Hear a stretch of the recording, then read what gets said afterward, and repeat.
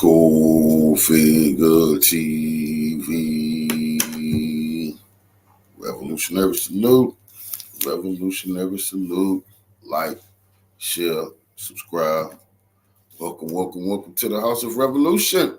You know I'm your humble host, the Y'all Mean of Revolution, Boule Exposed. Boule Exposed. But before we get into that, be sure to wipe your feet. That means hit the like button. Like, share, subscribe, support the platform, y'all. Let everybody know Core Figures live. You in the House of Revolution. Salute, family. I've been wanting to run this one for a couple of days, but we're having so much going on. I'm off today, so we can get this one and then get our revolutionary geopolitical information in later on. But know thyself, know thy enemy. We was here way before Columbus. Let's get into this information. Salute to my brother UBTV. He called this one the Haitian hoax, the Boule. Let's get into it.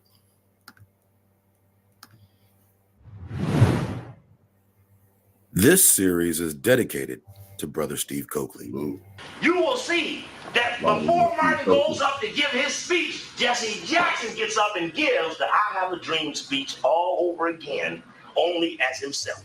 Announces that he has the plan for the direction of SCLC. Announces that he's got the new direction, that he's, I don't care who you hear from today, just remember, you heard it from me.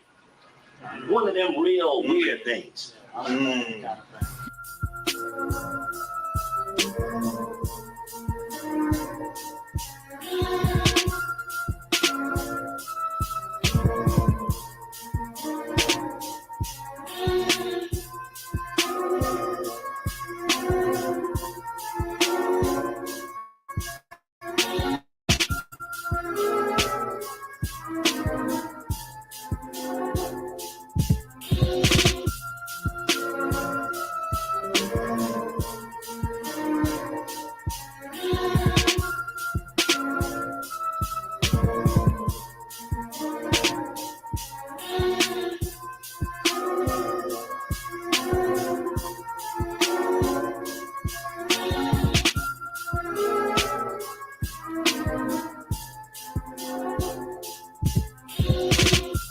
Uncovering the history of so-called blacks in America is a task that a plethora of historians have endeavored to take on. And in nearly every case, that history begins with Africa. The transatlantic Afrocentric model for how all blacks ended up in America is well attested by scholars, charlatans, common folk, and even so-called African Americans alike. The great African slave narrative has reached the point of legend, or some would even say mythology. The entire presence of black people on the American continent is a consequence of the mysterious slave ship.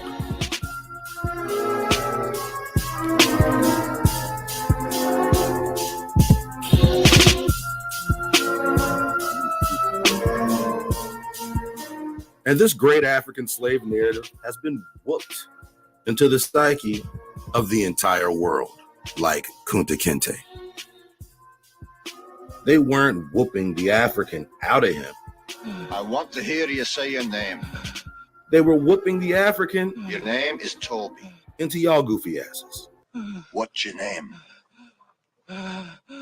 Kunta.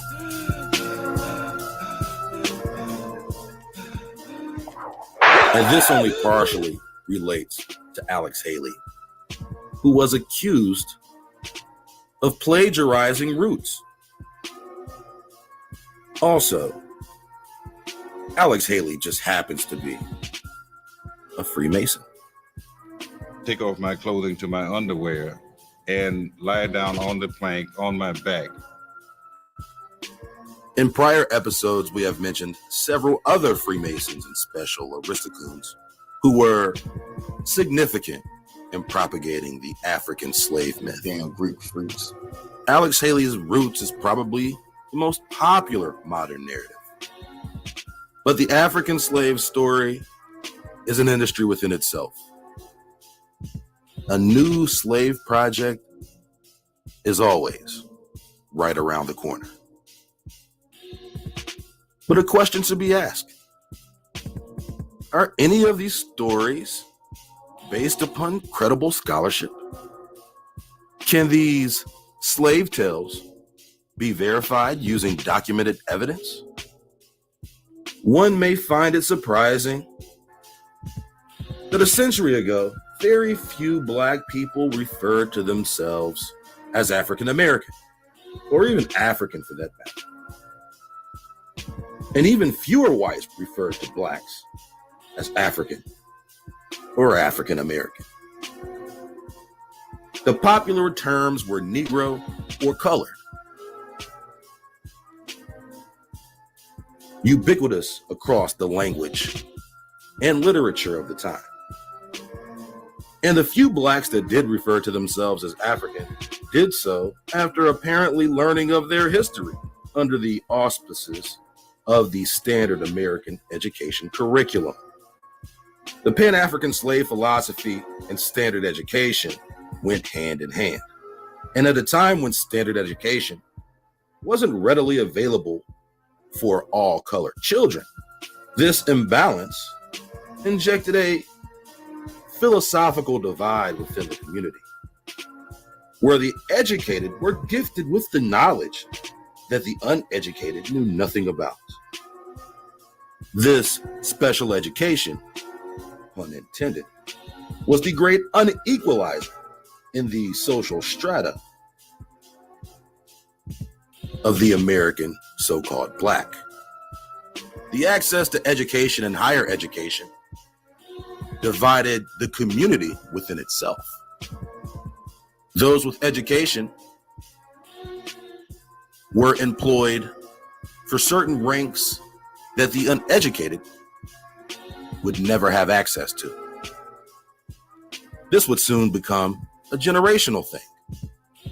The label of Black became more popularized following the expansion of the education system. Even through the course of the Civil Rights Movement, aka the Black Power Movement.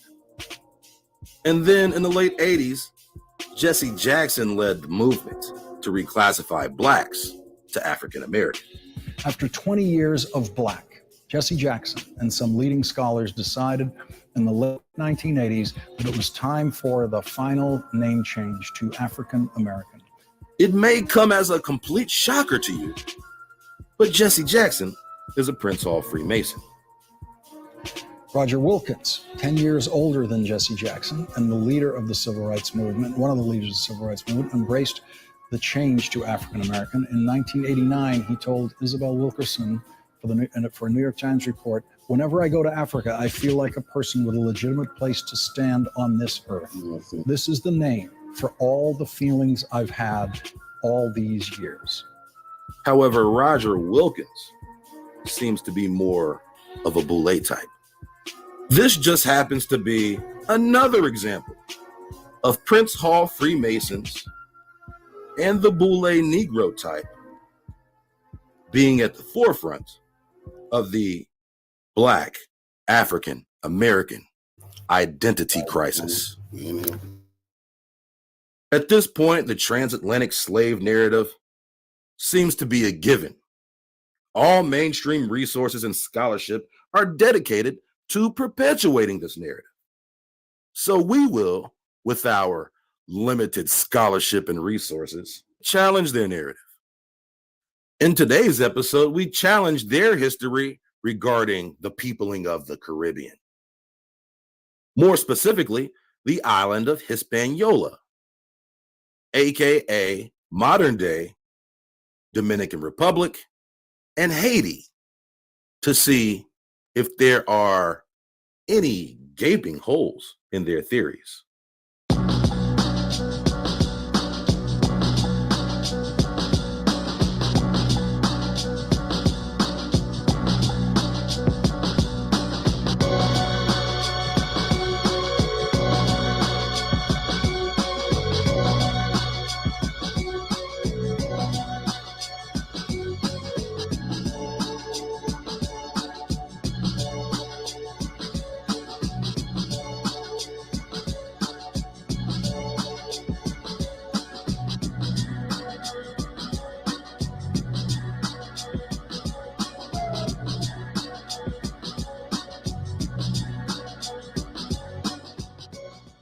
Let us establish a somewhat informed background understanding about the history of Hispaniola. Chronologically speaking, we will begin with colonialism, with a full understanding that there were people already inhabiting this island and the Caribbean in general for thousands of years beforehand. We'll get to that later. But for the purposes of our contentions with their version of history, we only need to start at the gate of colonial fuckery. According to their narrative, Colombo disembarked on this island in his first 3 consecutive voyages, beginning in 1492.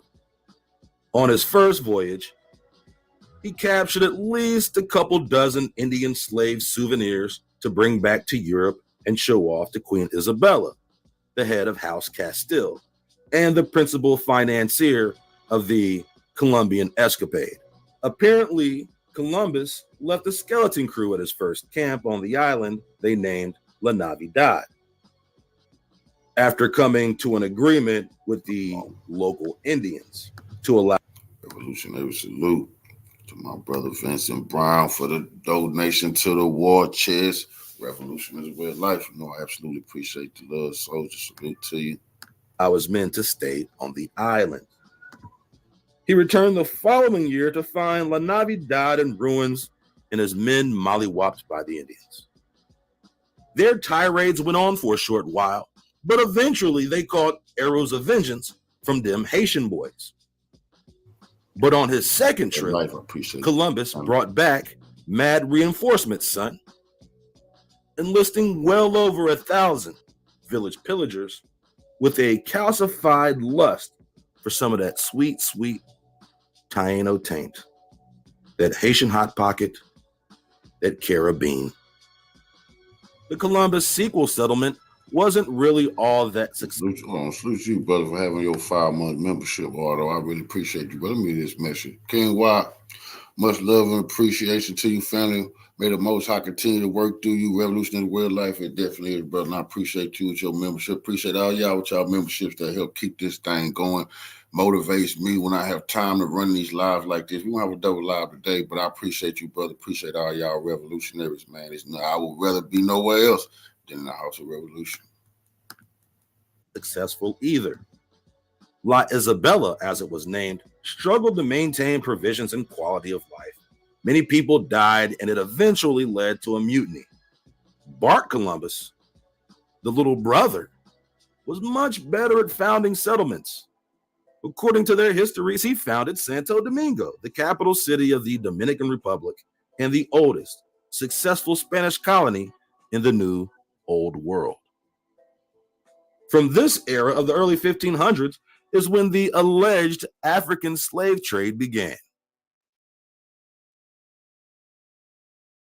It is important to note that the indigenous population on the island of Hispaniola is estimated to be anywhere from 1 to 8 million people at the time of the arrival of the Spanish. Because of this varying range of population, there is debate among historians as to exactly how many people were inhabiting the island at the time. However, what is not a matter of debate is the fact that the Spanish were enslaving Indians long before the first officially recognized Africans had ever stepped foot on the island. What also can't be debated is the fact that the Spaniards deported captive Indians to Europe by the boatload. Before the year 1500, thousands of Indians had been taken captive and transplanted to Europe and the coasts of Africa on official record.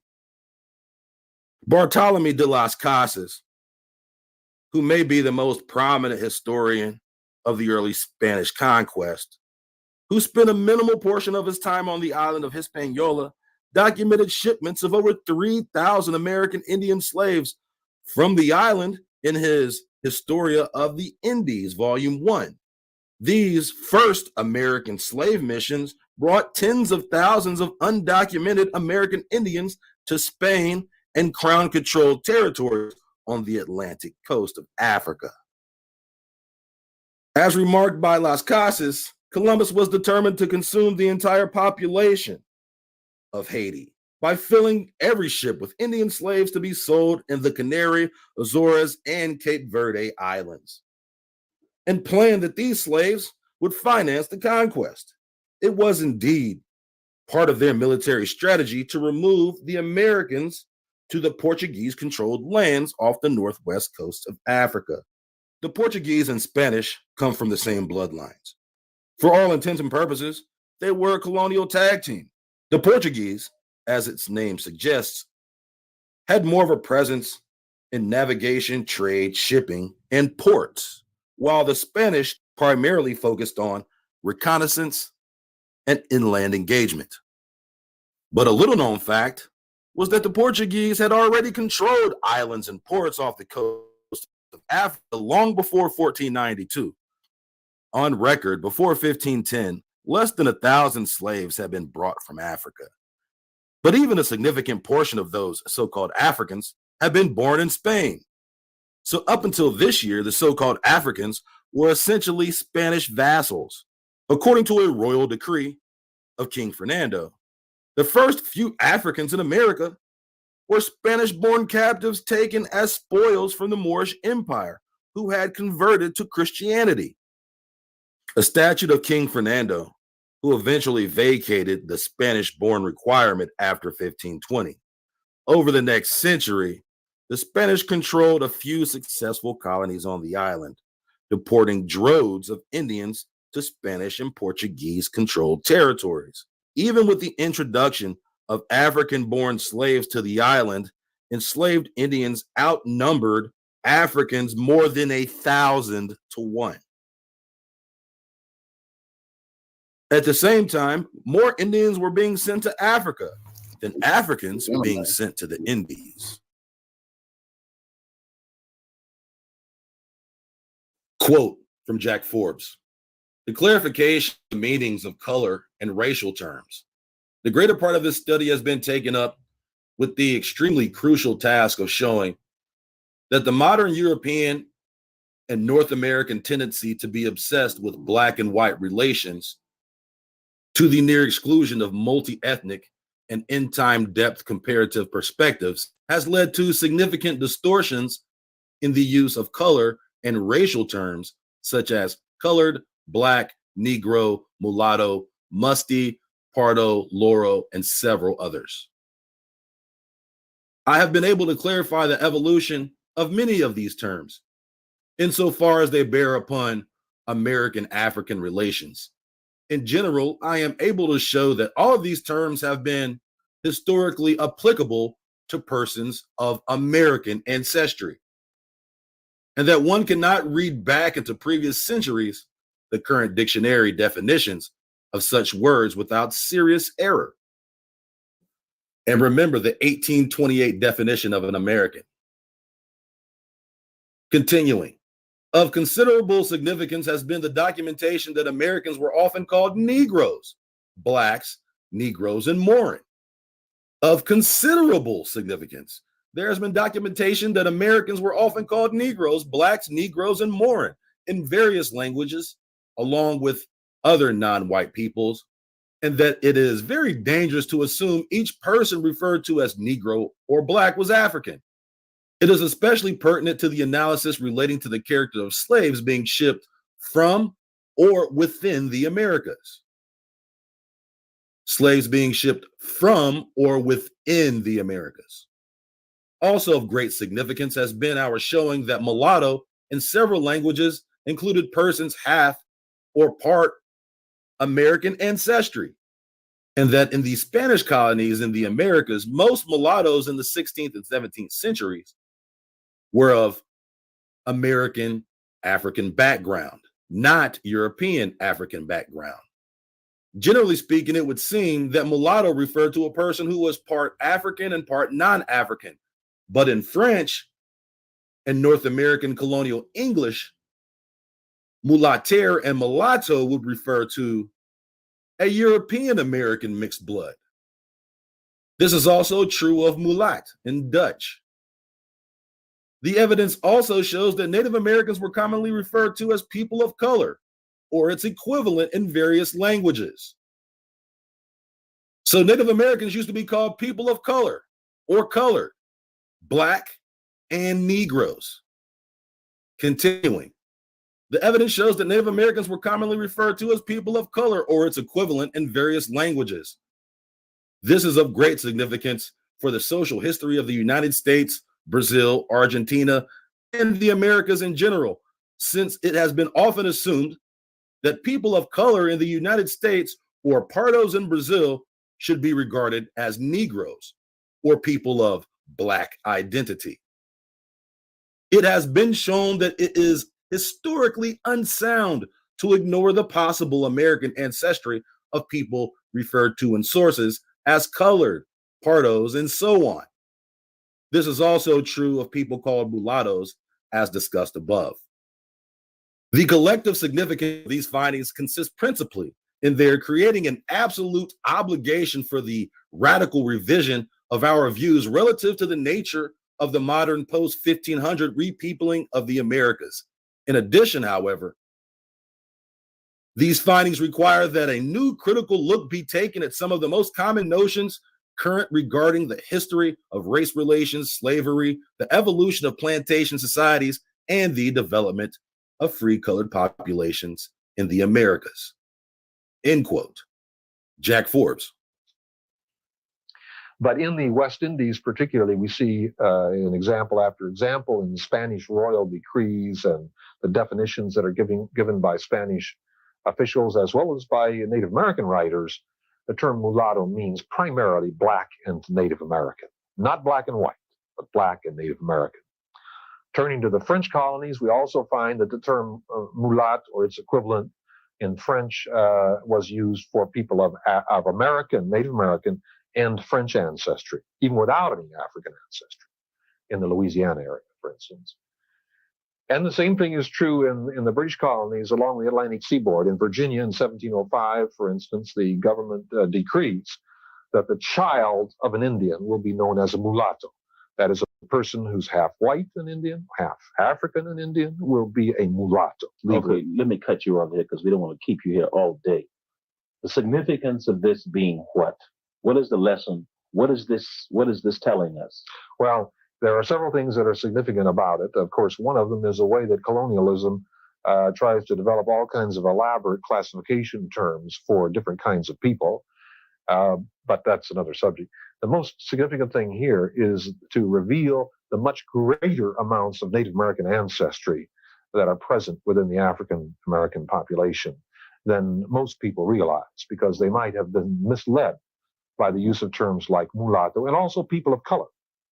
Colored people included Native Americans, for example, in the United States area.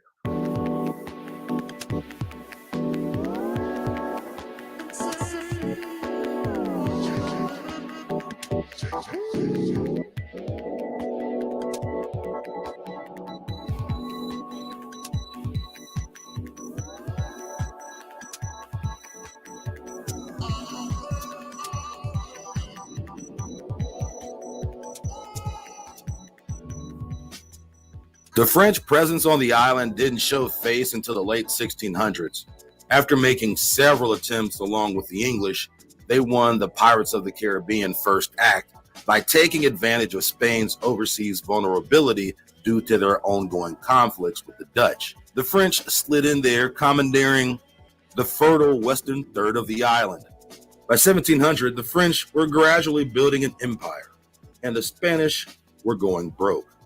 In 1697, the Spanish signed the Treaty of Ryswick, officially recognizing the French claim. They founded Cap Français, or Cape Haitian, in 1711. Port-au-Paix was previously occupied by filibusters since the 1660s, who established a militarized foothold on the island by way of Tortuga, a small island just to the north of the Haitian mainland. Their southern port, Les Cayes, was founded in 1726, and on the western shore, Port-au-Prince was founded in 1749. From 1750 to 1770, Port-au-Prince had been wrecked multiple times by a series of earthquakes and tsunamis. Prior to this point, Saint-Domingue, the French third of the island, wasn't necessarily thriving, but things were about to change with the inception of the French-Indian War.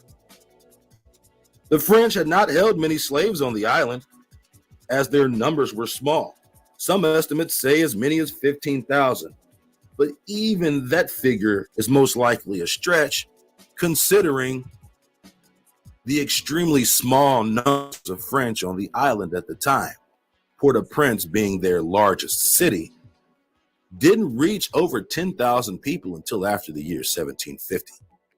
And yet, certain choice historians have taken it upon themselves to dramatically inflate the population statistics of colonial Haiti.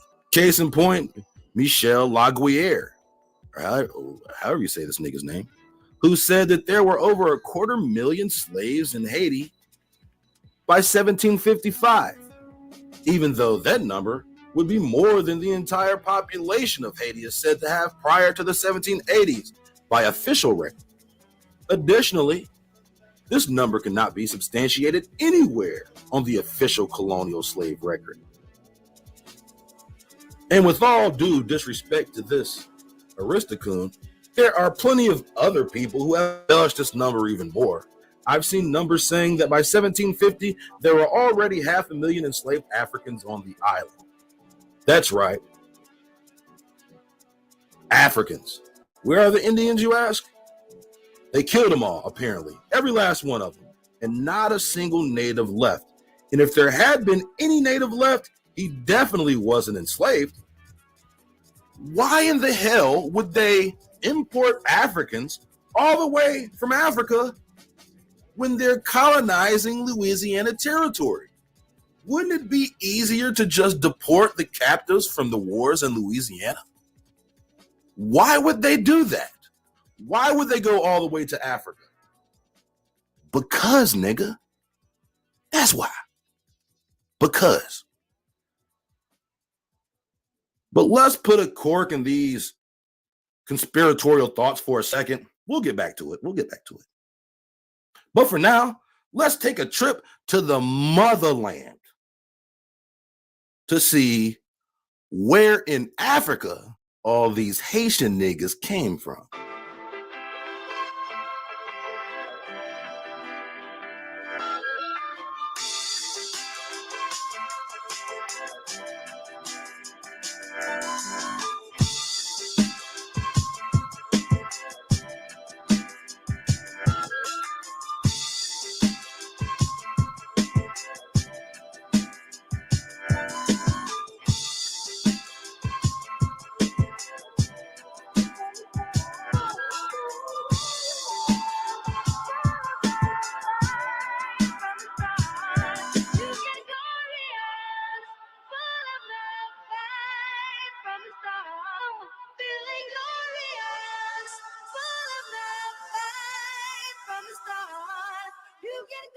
Quote from the Daily Mail.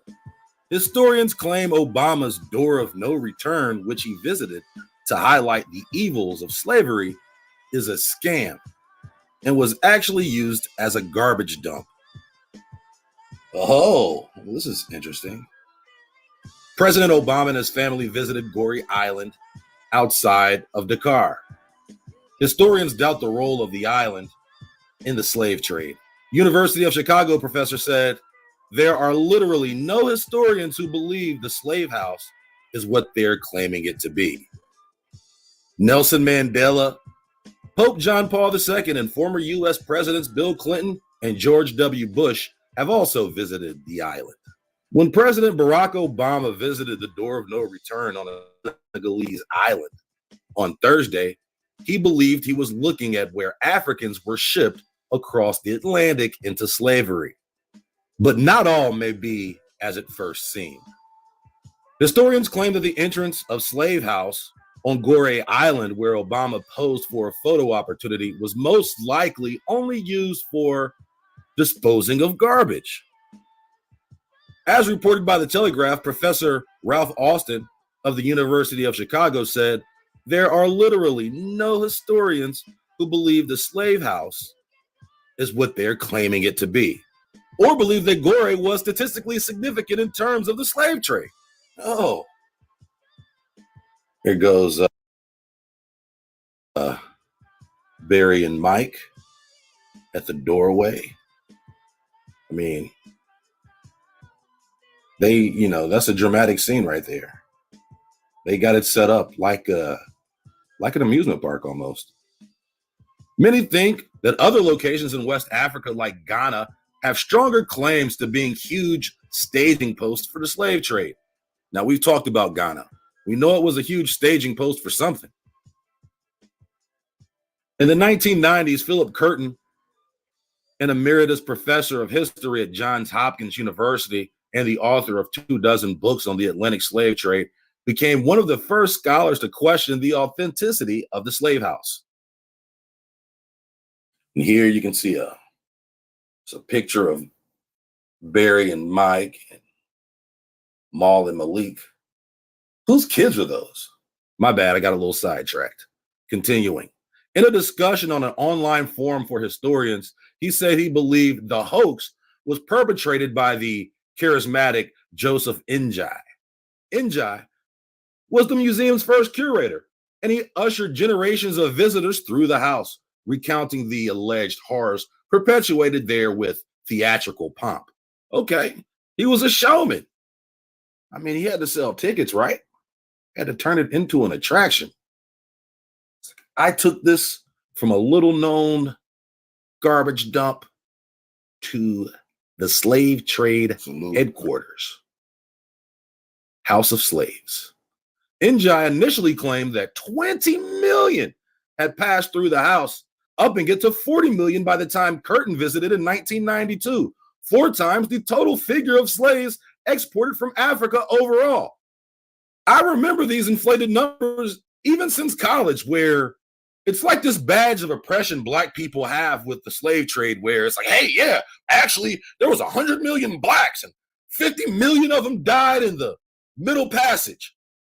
And it just seems to be like there is this tendency among certain scholars, especially Afrocentric scholars, to dramatically embellish the numbers. And it's not just Afrocentric scholars or quote unquote Black scholars. This is a common theme among white scholars to critically look at the numbers. From 1501 to 1866, an estimated 12 million slaves from Africa were sent to North America, according to the database created by scholars using shipping records and plantation registers. Of these, only 33,000 came from Goree Island.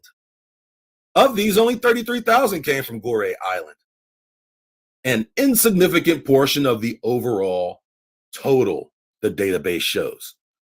So his number cannot be reflected in the database. Can the numbers that are even being presented in the database be verified through the records that they claim they can be verified through? Let's talk about it. Yet the plaques which grace the stone walls of the slave house speak to the millions of slaves that passed through its halls. So this is fake history. This is an amusement park. Liars. But if enough people keep going to this amusement park and say that they saw the entrance for themselves, you see what they're doing here? They're creating a dramatic scene. And by virtue of their creation of this dramatic scene and this lone doorway facing the ocean, it channels up all of this emotion where people are just more willing to buy the bullshit. Continuing, the debate over the house's place in history has become emotionally charged and politically treacherous in Senegal due to the high-profile role the museum plays in attracting tourists to the island, including celebrity visitors like Obama, Nelson Mandela, Pope John Paul, and former presidents Clinton and Bush. Baby Bush. On Thursday, Obama described the visit as a very powerful moment, and that going to the site with his family helped them fully appreciate the magnitude of the slave trade. Obama also said that as an African American, now he is actually an African American and an African American president, the trip gives him even greater motivation to stand up for human rights around the world. This is what you have to deal with the Daily Mail. For what they did. This is a legitimate article. We'll have to look somewhere else a little more this nigga owe reparations. Grammatically Bill Clinton. proficient. But, you know, this is a legit story. And It's Kamala just not a Harris. legit Sin as a slave. nigga writing the article. And the Daily Mail in general is used to sell salacious information, salacious news. Obama said that as an African-American and an African-American president, the trip gave him even greater motivation to stand up for human rights around the world. And the visit came just hours after he clashed with his Senegalese hosts over gay rights. Oh, let's mesh it. Right. This nigga went to Senegal to talk about gay rights. Basically, he's saying this could very well be the house of gays, and the gays could have been loaded on a boat and taken, but it just so happens to be the house of slaves, where slaves were taken on a boat. Millions of them. 40 million, 100 million, a trillion, 111 trillion billion, end quote from the Daily Mail. So this man, Joseph Njai, the curator of the house, called the House of Slaves, has played his role in perpetuating a dramatically inflated number. Now, according to several professors, one in particular at Johns Hopkins, he states that Goree has never been a major slave port, and maybe about 200 to 300 slaves per year were taken from Goree. And that doesn't necessarily mean they were shipped through that door of no return. That door of no return most likely has been propagandized for commercial purposes. Like I said, the slave narrative is an industry within itself. The House of Slaves, door of no return, charlatan's web. This is a museum and memorial to victims of the Atlantic slave trade on Goree Island off the coast of Senegal. Its museum, which was opened in 1962 and curated by Boubacar Joseph Njai. Boubacar Joseph Njai's death in 2009 is said to memorialize the final exit point of slaves from Africa.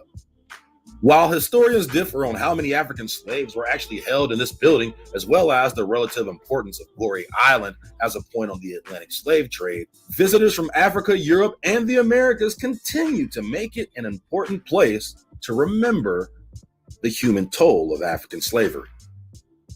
Other academics have also pointed out that Curtin did not account for the number of individuals who died during the transport or shortly after their capture, which would have added significantly to this estimate. Oh, maybe it is 40 million. In response to these figures, popularly rejected by much of the Senegalese public. Oh, so the Senegalese don't even believe that. An African historical conference in 1998 claimed that records from the French trading houses of Nantes documented 103,000 slaves being from Goree on Nantes' own ships from 1763 to 1775. Okay, I would love to see that. However, the evidence for this claim was a document that cited 103,000 Africans being taken from the larger region in Upper Guinea on the whole and not Goree specifically. Oh, so even that number they had to use for the entire region. Ana Lucia Arroyo has stated, it is not a real place from where real people left in the numbers they say. Even those who argue Goree was never important in the slave trade view the island as an important memorial to a trade that was carried on in greater scale from ports in modern Ghana and Benin. See what they do? Now they have to combine it. They have to amalgamate it with all slavery. Well, listen, there was still slavery, and this is a memorial to slavery. Let's remember, never forget. You niggas better never fucking forget. End quote, Charlatan's Web.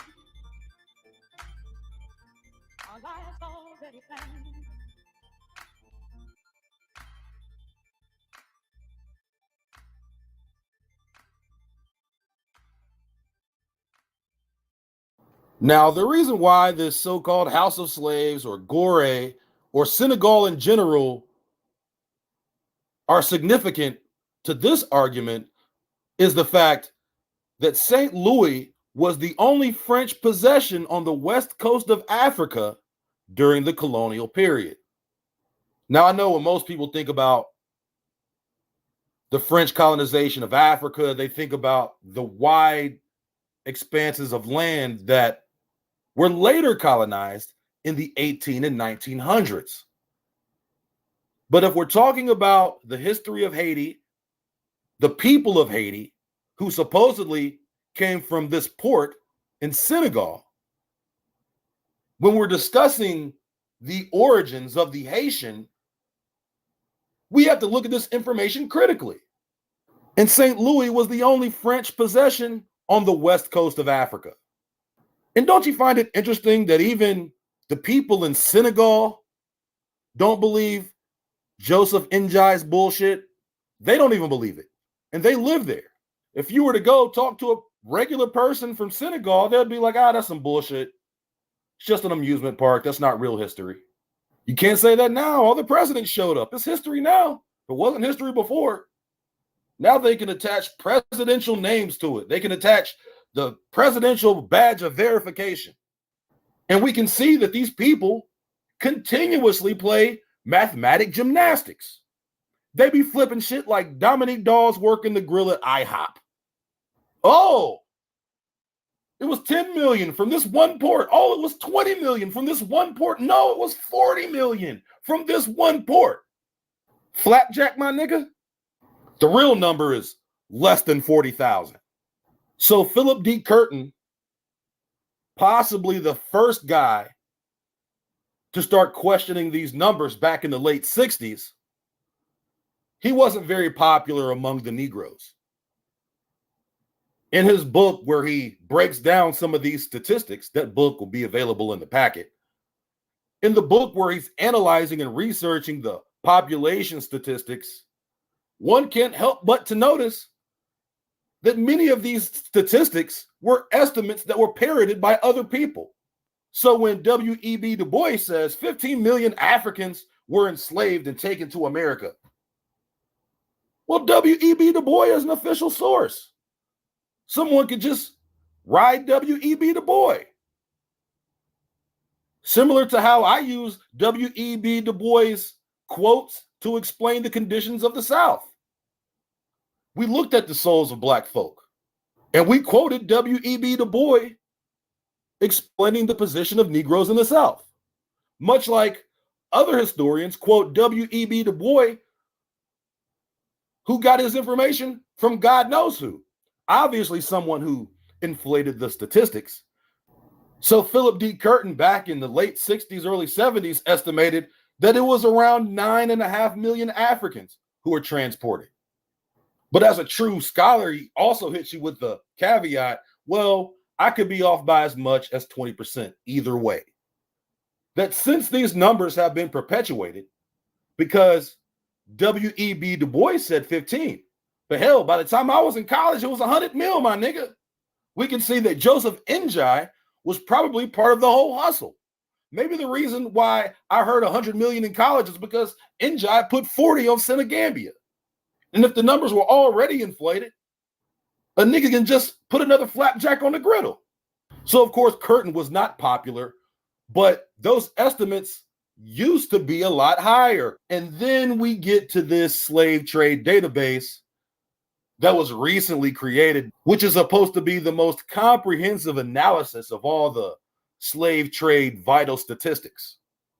One would think maybe his research actually played a role in them diminishing the number, because it used to be a lot higher.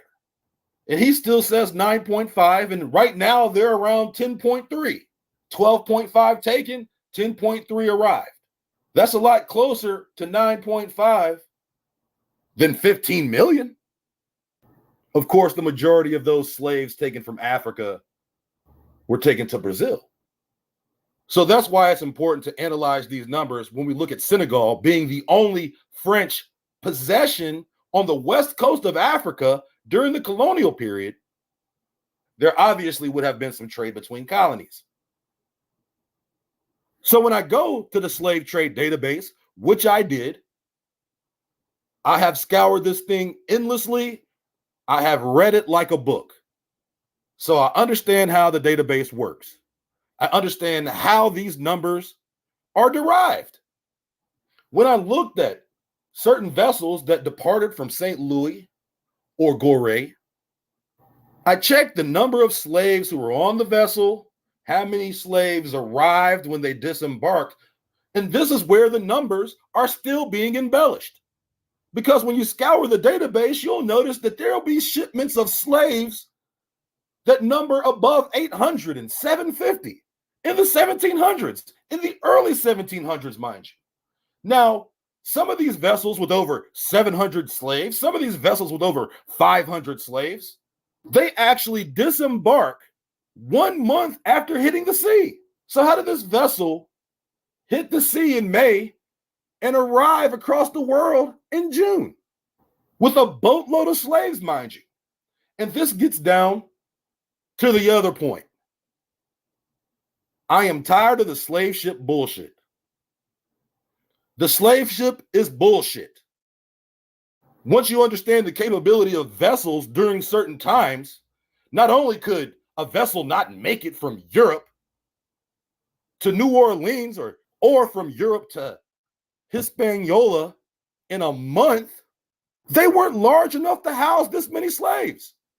The slave ship is bullshit, and it's been proven in all of those depictions of those slave ships that we've seen, those, really legitimate, quote unquote, historically accurate depictions of slave ships and the cross section of a slave ship, all of those diagrams of slave ship, all of those really accurate diagrams of slave ships that get propagated across the world. They're all bullshit. They didn't exist. This has been studied and analyzed.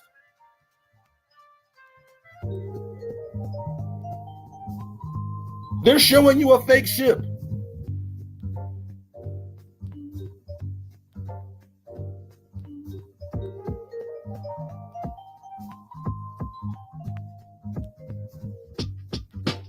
Quote, A War at the Heart of Man, The Structure and Construction of Ships Bound for Africa by Jessica A. Glickman.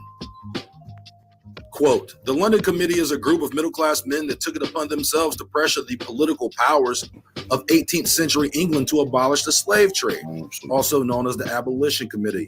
Created on the 22nd of May, 1787, the original group of mostly bankers and merchants set their sights on rallying public opinion against the slave trade. This occurred by organizing petition campaigns against both the English Parliament and the House of Commons, as well as by procuring such information and evidence as may tend to the abolition of the slave trade. The London Committee's version is 7 diagrams and has a 2,400-word accompaniment, and was presented to Parliament and the House of Commons as evidence against the slave trade. It has more statistics and depicts a realistic ship. The more the image was improved upon, it further drifted away from an accurate representation of the Brooks. The Brooks being a well-known slave ship that's popular for depicting a shipment of over 600 slaves. There are some problems with this image. It depicts 487 slaves when in actuality on the journey before the measurements were taken, there were 638 slaves on board. The following journey had 744 slaves on board. The first journey after the measurements were taken, 609 slaves were on board. None of these numbers correspond with that allowed under the law according to the tonnage of the ship, which as set by the Slave Trade Act of 1788 was 1.67 slaves per ton to a max of 207 tons burden, after which 1 slave per ton could be carried. So basically all these schematics are a scheme. The outer planking is much too thick and is not proportional to the rest of the vessel. The stowage of slaves on multiple decks contradicts the commonly practiced methods of storing water and provisions. There are no deck hatches illustrated, only small ladders, which means that the ship would have had no way to load and unload the material and provisions required, especially for those legs of a journey that did not have slaves on board.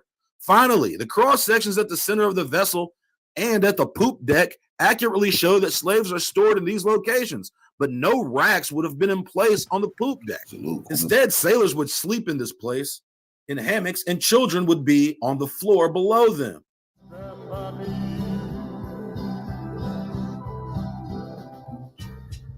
Despite the image's inaccuracy, it was so popular that it was put up in public places and streets, as well as magazines and books. After 1808, the image of the Brooks was paired with other images, and the text disappeared.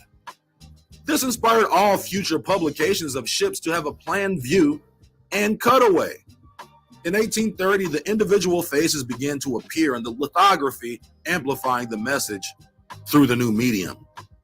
Finally, the image was used in the 1853 abolition movement, and historians have viewed it as sufficient for understanding the structure of a slave ship. Today, the graphic is so ubiquitous that few other images of slave ships are used or considered. Continuing, Scenes of Africa in children's book began to include images like that of the Brooks, but did not include the people aboard in such detail. In the second quarter of the 19th century, images of the slave ship cross-sections penetrated even formal societies and respected publications. Typically, however, these images were either reduced for the publication, changed for the sensitivities of a gentler audience, and or were drafted by authors who had never been aboard a slave ship. An excellent example of this is in Robert Walsh's image, Section of a Slave Ship. Published in Walsh's Notices of Brazil in 1828, facing the title page, it is an image that conveys the tight quarters that captains were subjected. It is not proportional, and it is missing many of the elements that any ship would have, especially a slave ship. The cannon on the top deck is nearly 20 feet long, according to the measurements in the image. If this is the case, the gun is longer than the ship is high. The deck height of the slave deck is said to be 3 feet 3 inches, which would make the hold below it nearly 10 feet high. If a ship was constructed to these proportions, it would not be able to sail. End quote. A War at the Heart of Man, the Structure and Construction of Slave Ships Bound for Africa, by Jessica Glickman.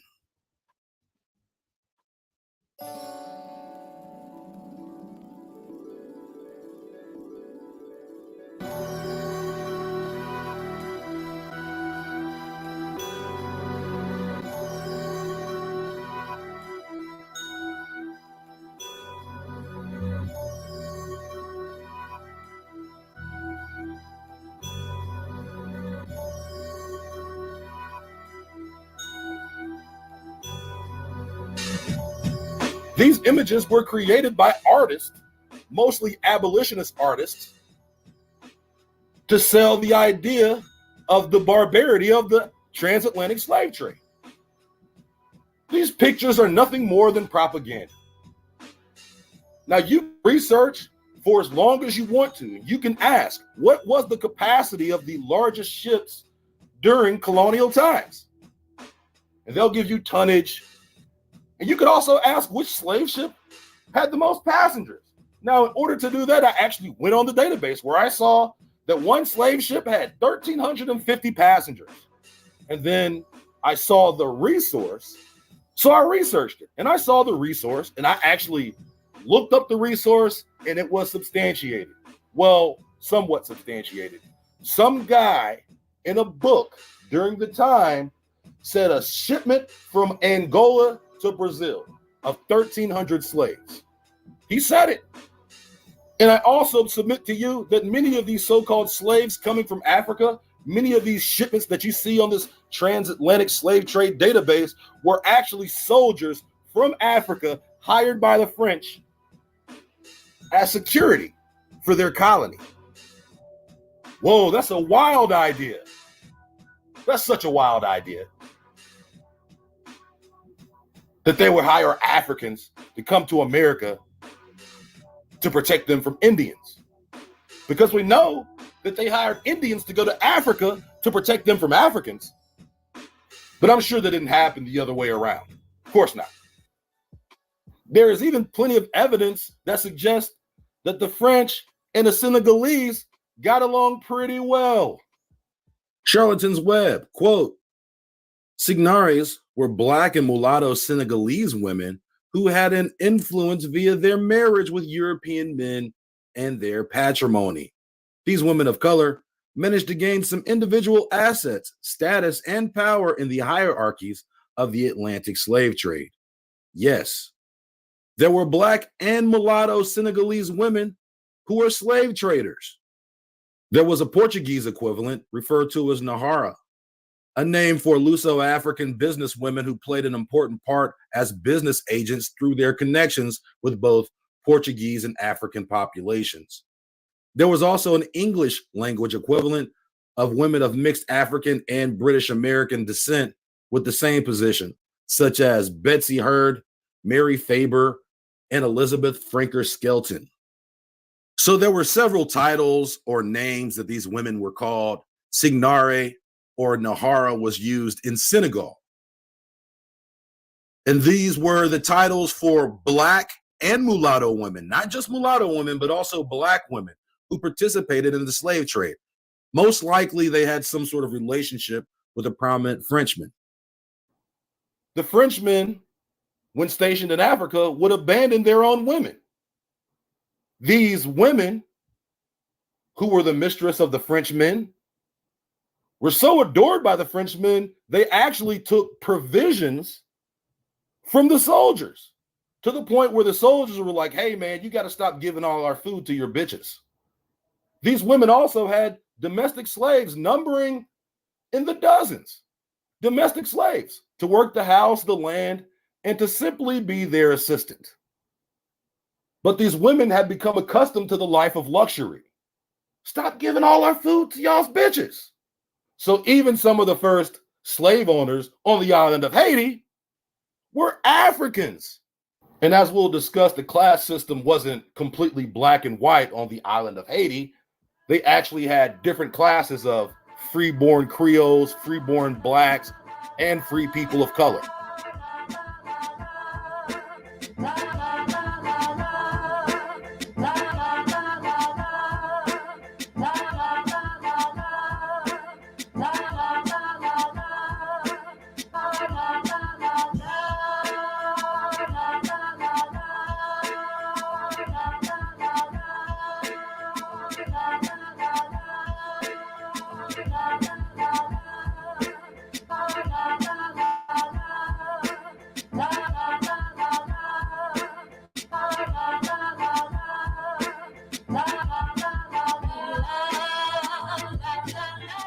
Quote, as to their women, and in particular the ladies, for I must call many of those in Senegal, they are in a surprising degree handsome, have very fine features, are wonderfully tractable, remarkably polite in both conversation and manners, and in the point of keeping themselves neat and clean, of which we have generally strange ideas formed to us by the beastly laziness of slaves.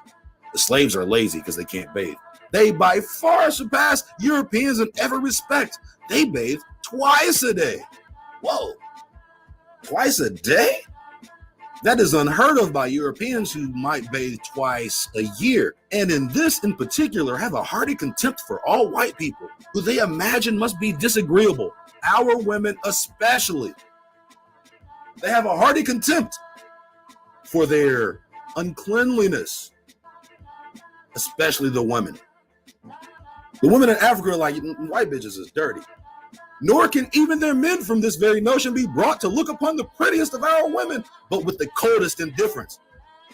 The Negroes won't even look at the prettiest white woman.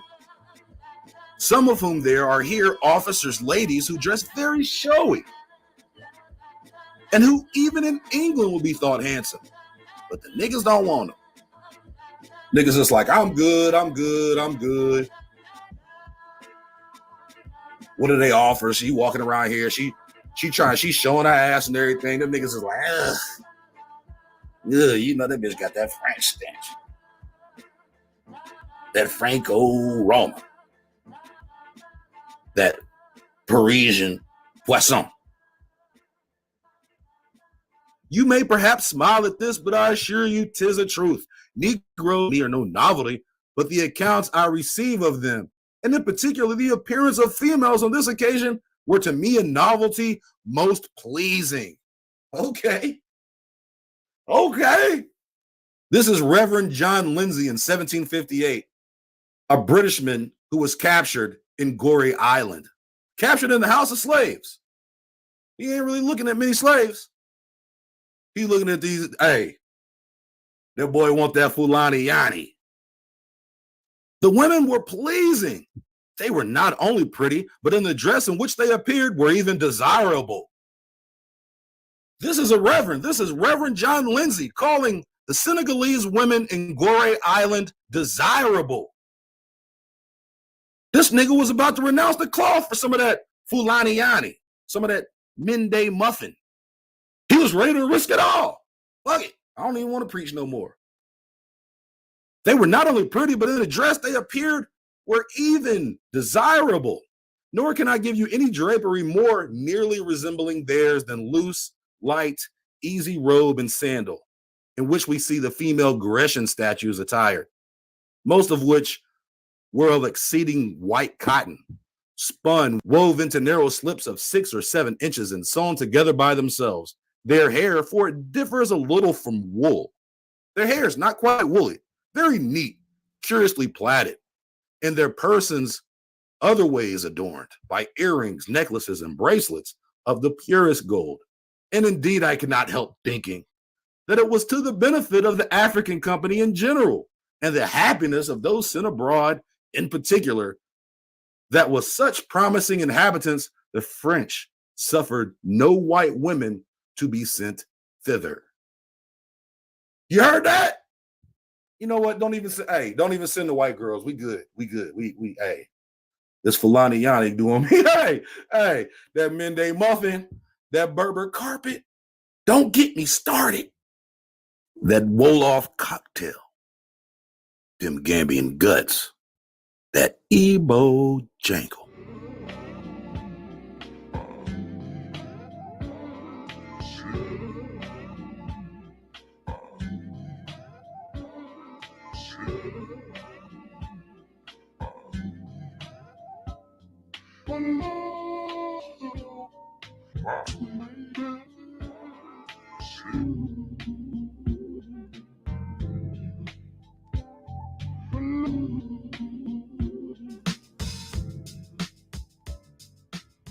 This is where the connections really begin between Senegal and Saint-Domingue. These women, along with their French merchant or military husbands, were some of the first people to settle on the island of Saint-Domingue under the French flag. These women were the key players in establishing the Creole plantation society on the Isle of Saint-Domingue. Black and Creole women had more power than even white women.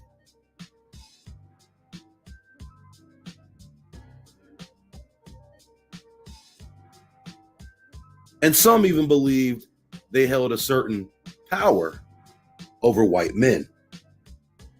Be all this as it may, the Frenchmen's attitude toward their own women was consistent with their sentiments back in Senegal.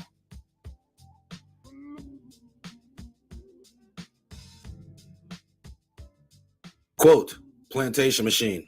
Quote, other women may have been put off coming to Saint-Domingue. In 1713, the colony's administrators informed Versailles, we need at least 150 girls, but we ask you not to take any from the bad parts of Paris. As usual, their bodies are as corrupted as their morals. They only infect the colony and are not good for reproduction. Those complaints about the morals and health of white female colonists continued in 1743 when Saint-Domingue's governor complained that France was sending women whose aptitude for reproduction is for the most part destroyed by too much use. Wow, bitch, nigga, don't bring them bitches from Paris. They guts is destroyed. This is my French accent. Listen. Do not you tell King Louis, do not send me the bitches with the broke pussies. The destroyed pussies. I don't want the bitches with the destroyed pussies. I want Couche Magnifique. the grotesque coochie. I want a vibrant vagina, intact vagina. That's a Russian accent. I don't know. All right. He said, whose aptitude for reproduction is for the most part destroyed by too much use. In the same vein, in 1750, Emmeline Pettit, who was himself a Creole, advocated that the crown send more single women to Saint-Domingue to attach male colonists to the colony permanently. The plantation machine, quote, white men, masterful everywhere else, were powerless in the clutches of conniving mulatto and black women. Black women were scheming Jezebels, hot constitution ladies, possessed of a temper hot and lascivious, making no scruple to prostitute themselves to Europeans for a very slender profit. So great is their inclination to white men. White colonists and travelers in Saint-Domingue described women of color in the same hypersexualized images, just as often portrayed themselves as under the erotic power of these women. Gerard Schonstrens observed that these women, naturally more lustful than Europeans and flattered by their power over white men, have, in order to keep that power, gathered all pleasures to which they are susceptible. Sensual pleasure for them is the subject of a special study. Hilliard Daubertil, moreover, claimed that mulatto women are much less docile than mulatto men because they have acquired a dominion over white men based on debauchery. Quote, just as in Saint-Domingue, Jamaican white men blamed their indiscretions on white women's deficiencies. White men had a schizophrenic attitude to white women. They alternated between praising them for their fidelity, attractiveness, and devotion to maternal duties, and lambasting them for their lack of education, poor manners, unpleasing appearance, and violent temper toward their slaves.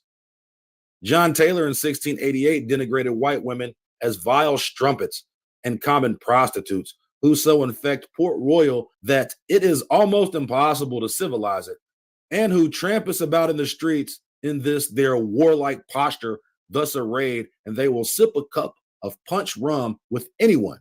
William Pittis in 1720 proclaimed that the climate so affected people that if a woman land there as chaste as a vestal, she becomes in 48 hours a perfect Messalina, and that it is as impossible for a woman to live at Jamaica and preserve her virtue as for a man to take voyage to Ireland and bring back his honesty, end quote.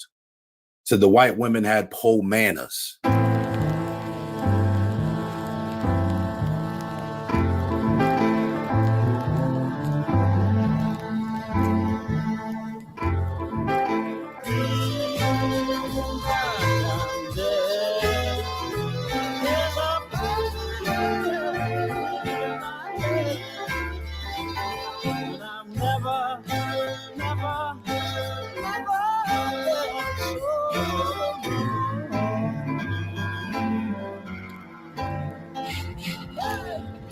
Quote, the pervasive notion of rootlessness and lack of connections among colonists also explains why Saint-Domingue was probably the most heavily Masonized society in the 18th century Atlantic world. In France in 1789, Freemasonry involved less than 1% of the eligible male population. It was at least 5 times more popular in Saint-Domingue, where there were around 1,000 Freemasons and a population of roughly 20,000 white men. Not all men had the money or education to be a Freemason. James McClellan estimates that about 25% of sociologically eligible white men in Saint-Domingue were Freemasons. In France, Freemasonry was imported from England in 1725, and this pattern was duplicated in Saint-Domingue, in Bordeaux and other French Atlantic ports. English or Irish merchants often organized early lodges. Jamaica opened up its first Masonic lodge in 1739, and English merchants involved in contraband trading brought the new institution to southern Saint-Domingue sometime before 1747. The names of many of the Jewish trading families active around the southern port of Les Cayes can be found among lodge members in Jamaica. Okay, so many of the Jewish trading families around the southern port of Lake Cayey can be found among lodge members in Jamaica. Really, what that means is there is a close connection between Freemasonry in Jamaica and Freemasonry in Saint Domingue. Continuing, while most of Saint Domingue's lodges were part of a French Atlantic network, some stretched farther. One of Cap Francais' leading lodges was part of a network centered on the Saint Jean Escouze Lodge of Marseille, which also had an affiliated lodge in Martinique. But this network was primarily invested in creating fraternal and commercial connections in the Mediterranean with affiliates in Naples, Sicily, and the Ottoman Empire. Jamaica also had a lively Freemasonic culture, with more than a dozen lodges listed in the Jamaica Almanac by 1789. But we know more about Freemasonry in Saint Domingue, where its extraordinary popularity reflected the colony's cosmopolitanism, its lack of established social institutions, its network of provincial cities, and the absence of a well-established French religious culture. It is likely for some colonists, Freemasonry provided a way to forge new communities within a highly mobile population and to structure those close associations around something besides wealth. The popularity of so-called Scottish Rite Freemasonry in Saint Domingue, with its elaborate hierarchy of over 24 levels of initiation, is an example of that desire to negotiate new hierarchies.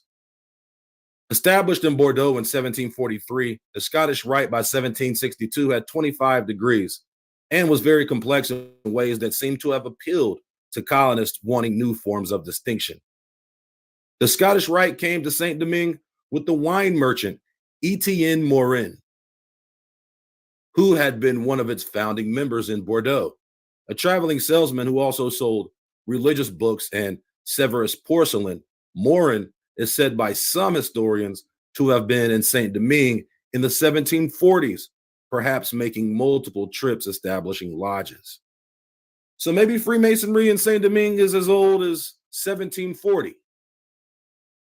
At some point around the mid-century, he returned to France, where the leaders of the Scottish Rite were in the process of forming a kingdom-wide organization. This group gave Morin some kind of credential to establish new lodges in the Americas. But during the 7 Years' War, the British captured Morin on his return voyage to the Caribbean. Imprisoned in Great Britain, the salesman established contact with Freemasons in England and even is said to have visited Scotland. In 1763, he returned to Saint Domingue. He landed in Jacmel, which suggests he had come from Jamaica. Morin quickly went to work founding new Scottish lodges in Saint Domingue. But by 1766, Masonic authorities in France accused him of exceeding his authority to grant higher degrees. They especially criticized him for deputizing others to do the same. Although Bordeaux sent an inspector to Saint Domingue to investigate his activities, Morin continued to establish lodges in Saint Domingue and eventually returned to Jamaica, where he died around 1772. End quote. The Plantation Machine.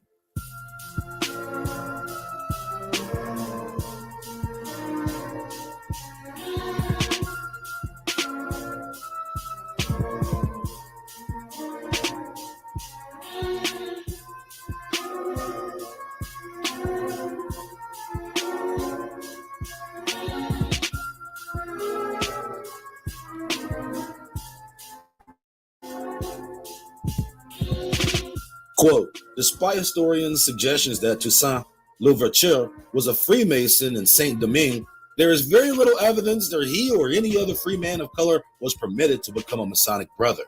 The colony's lodges were fiercely discriminatory against people of African descent, even removing white members of leadership positions because they had married women of color, end quote. Now, there has been a lot of speculation on whether or not Toussaint Louverture was actually a Freemason. Apparently, he had a Masonic signature with the line and the distinctive pattern of dots. Many historians find that although he may have had a signature that resembles some sort of Masonic characteristic, he was in fact not a Freemason, but he signed that way to suggest that he was, and that his actual membership in the secret society did not exist. And this is according to historians like John Garrigus of University of Texas at Arlington. However, on the other end of the debate, Cecile Revolge states, quote, before Haitian independence, the French lodges of planters in Saint-Domingue found a compromise that would accept black brethren, but only at the first and second degrees in order to allow them to attend to their white brethren as frères de servants at mills. Toussaint Louverture, however, whose Masonic affiliation now seems to be proved by Jacques de Cona, who was to become active a little before the Haitian Revolution and to initiate a new tradition in Haitian Freemasonry. Interesting, a new tradition in Haitian Freemasonry. So Revolge states that they were allowed to be Masons, but only at the first and second degree. And this was just to allow them to attend their white brethren as frères de servants at mills. So they could eat with their white brethren. Okay, cool. Continuing, given the institutional weaknesses of the Catholic Church in Saint-Domingue, it is not surprising that the colony appears to have no co-fraternities. It seems like that in Saint-Domingue, some men were attracted to Freemasonry because it offered a spiritual context they remembered from France. One of the leading figures of French esoteric Freemasonry, Martins de Pasquale, died in Saint-Domingue, where his followers had established at least 2 lodges. In France, Martins had founded the Alus de Cohen order, which overlaid Christian mysticism and elements of Jewish Kabbalah tradition over Scottish Rite Freemasonry. Oh, this nigga was like, yo, you want to talk about this nigga threw everything in the pot. Christian mysticism, Kabbalah, and Freemasonry. And that's what they do. That's what they do. One of his leading followers, Bacon de la Chevalerie, spent much of his military career in Saint-Domingue. Martins claimed his rites could bring forward angels and other spiritual beings who could guide men toward a reintegration with the deity, essentially restoring them to spiritual status that Adam had enjoyed before falling from grace. Indeed, some of the spiritual figures in Haitian Voodoo were Masons, suggesting there was an overlap of spiritual ideas from these different traditions. End quote. If you combine Christian mysticism, Jewish Kabbalah, and Freemasonry, it's something like Voodoo. You know what I'm saying? Sprinkle in a little Scientology while you at it. On the island of Haiti, Freemasonry and Voodoo go hand in hand. And the teachings of Martinez de Pasquale are directly reflected in Haitian Voodoo. And many of the prominent figures from the Haitian Revolution and prior to the Haitian Revolution were involved in this Voodoo. And it must be noted that Scottish Rite Freemasonry and Grand Orient de France Freemasonry are not the same thing. In fact, Scottish Rite Freemasons see French Freemasons as irregular. Everything you got from us. Did you, voodoo slave girl who graced us with her black magic? She couldn't tell a love potion from a recipe for chocolate chip cookies if she had to read it. You made her a slave. Before that, she came from a great tribe, the Arawak. She learned the secrets of the other side from a 2,000-year-old line of shamans, necromancy. She gave it to your girls of Salem. A gift repaid with betrayal. Please, you want to tell me that some illiterate voodoo slave girl gave me my crown? But maybe you haven't heard the news about civilization starting in Africa. We more than just pins and dolls and seeing the future in chicken pods. This is the type of reverse fuckery we see all the time, where they're trying to say something profound and end up saying something dumb as hell. In one breath, she says that her great ancestor Tituba was an Arawak Indian. And then she goes on to say that, don't you know all civilization began in Africa? That's a crazy sequence. That's a retarded sequence. Doesn't she know Arawak Indians are indigenous American and not African? And if she's saying all people came from Africa, she basically means, don't you know we all evolved from monkeys? So there are a few levels to the fuckery when it comes to breaking down the history of so-called voodoo or occult practices, or soothsaying, or as she says, necromancy, talking to dead spirits. That's why you even hear so many Black people use the term ancestors, or they're talking with the ancestors or consulting the ancestors. This is just a modernized form of necromancy, the consultation of dead spirits. And of course, these things have been practiced in the Americas long before the first Africans and or Europeans got here. These are things that have been spoken of even as far back as biblical times. Tituba, who was considered the mother of American voodoo, an enslaved Indian woman, was the first person accused of being a witch during the Salem witch trials in 1692. Though she was part of the Salem witch trial, her name has become most iconic in pop witch culture.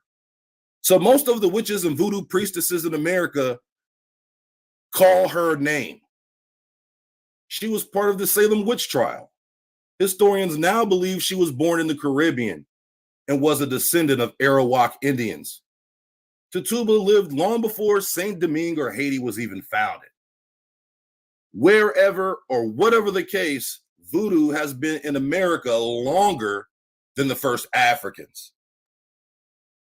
So to suggest that this sort of voodoo made its way to the Americas via the African diaspora is simply not true.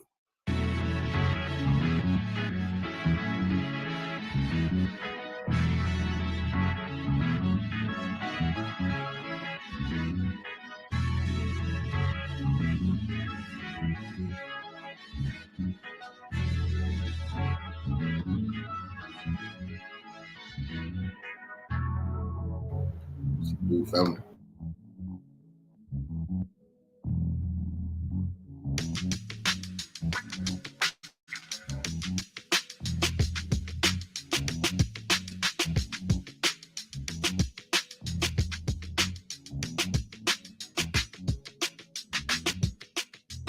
It's important to note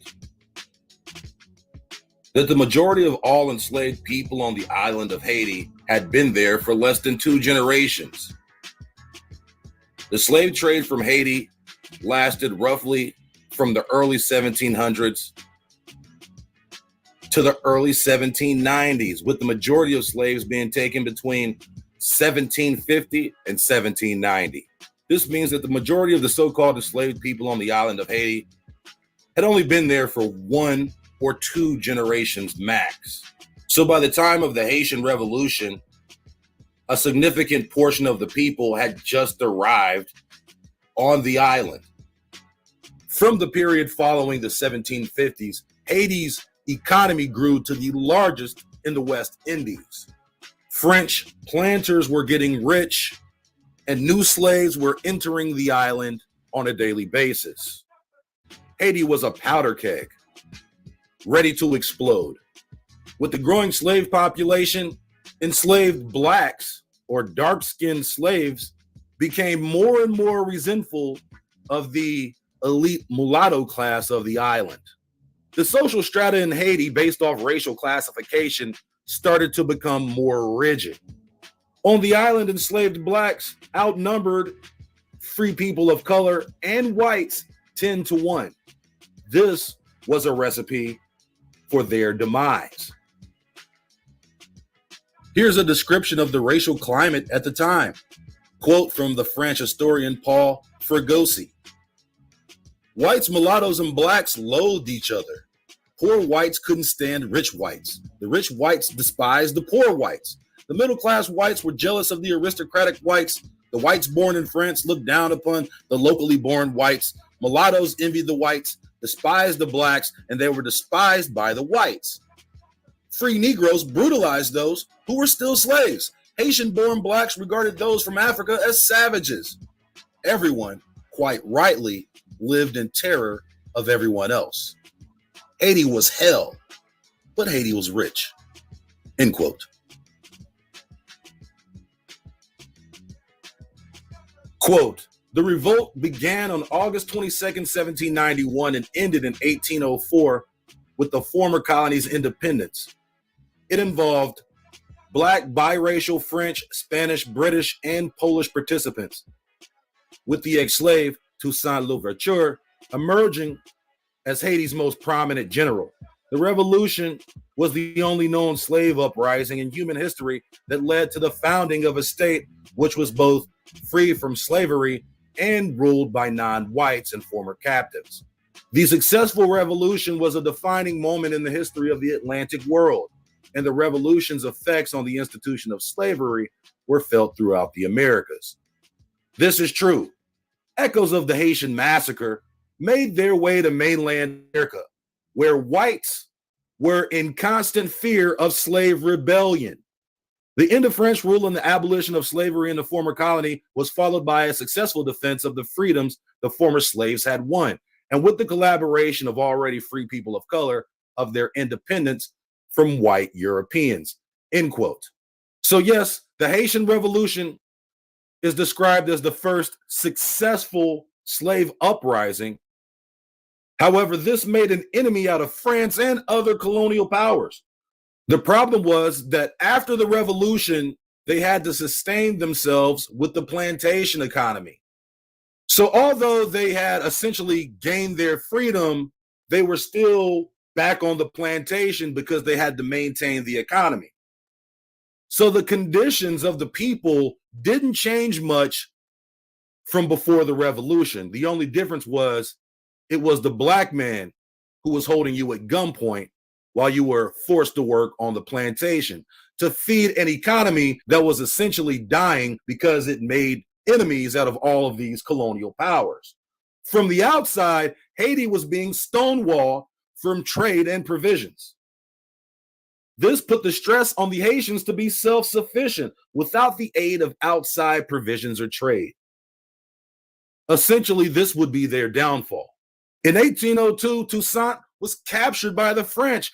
Apparently, there was some parlay set up with the French in which he was eventually betrayed and captured, according to the narrative.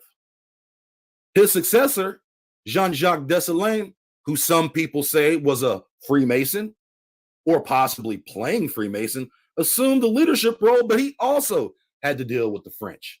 And facing what some would consider a superior army, Jean-Jacques Dessalines was eventually assassinated.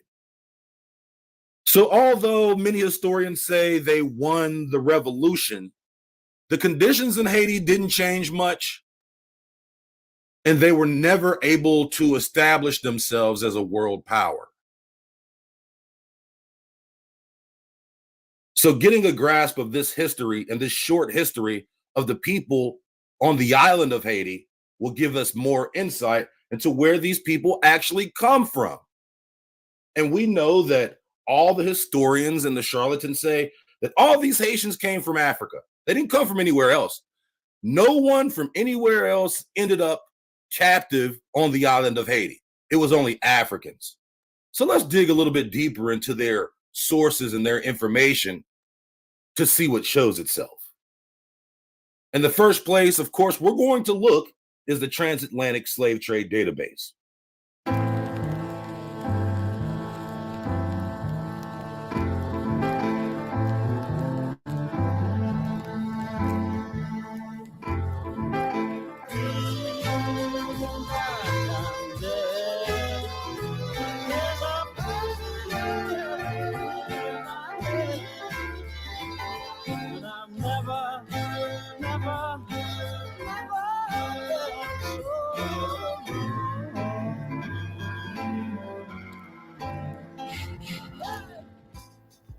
And yes, I did take it upon myself to scour the entire database. So one of the things I did for research purposes was filter the fields. I clicked on the location of disembarkation. So where did all the slaves get off? So I went to the major ports in Haiti. And I literally went through all the fields and added them up. Actually, after a while, I stopped adding. I could just start estimating. Okay, this is how many, this is how many, this is how many, this is how many. And we'll investigate the inflation of these numbers, that the numbers that they say these people were on ships, 600, 500, 400. when you look up the highest capacity slave ship, the numbers come back far less than that. They'll say that this ship once had 500 people. That one time, that one ship. So yes, those numbers are also inflated. But I added all of the numbers of the slaves that were said to disembark in locations like Port-au-Prince, in which I counted roughly about 20,000 slaves, and we can double that and say, let's just say there was 40,000 slaves. And then I counted Cape Francais or Cape Haitian. This is where the largest amount of slaves in Haiti were shipped to, according to the manifest, according to the database. This is where the largest shipment came into. It wasn't Port-au-Prince. It was Cape Haitian or Cape Francais. Now, my estimate based off these numbers, and I went through and counted a couple of pages, but it was so many pages, I took an average of the pages and I inflated them even more. There were as many as 130,000 between the years of 1714 and 1791. After that point, the slave trade pretty much dies off on the island. And of course, that's leading up into the Haitian Revolution. And we're setting the stage for the Haitian Revolution because we can see exactly how many people actually made it from Africa versus how many people they say were there. So if they say that there were nearly 500,000 people and most of those, 90% of those being slaves, of those slaves, how many were actually African? Well, if you take Cape Francais and you take Port-au-Prince and you take Les Cayes, three of the biggest ports, you get nothing close to 400,000. You might be able to get half as much. You could also say that maybe other slaves were smuggled in from Africa, mind you, using different methods. But that still doesn't equal 400,000. That as I go through these ships and I go through each one of these ships in the database, I can clearly see that these numbers have been embellished and inflated. All of these numbers are lies. And the thing that I found most interesting is that when I'm looking at the database of these overcrowded ships with a capacity unheard of in maritime history, when I'm looking at these numbers, I notice one common denominator. Jean Matas.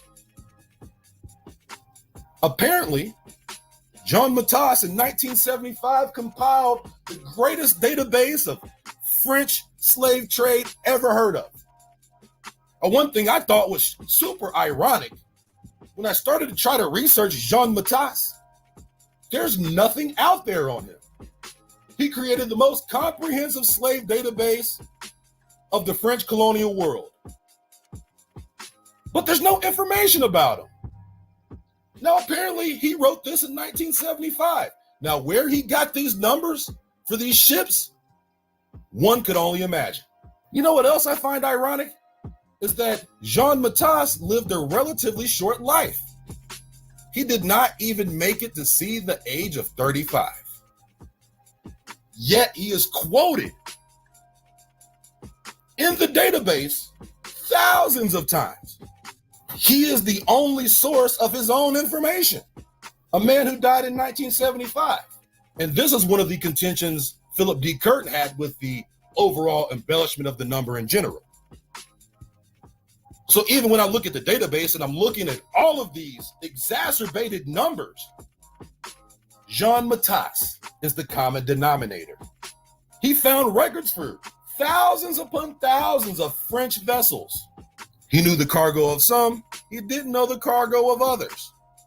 But I do know one thing, a significant portion of the vessels that are listed under his citations could not have sailed with the amount of slaves that is listed in the database. These numbers are clearly false, yet they are still propagated as some version of truth. We pick that shit apart, one heathen at a time.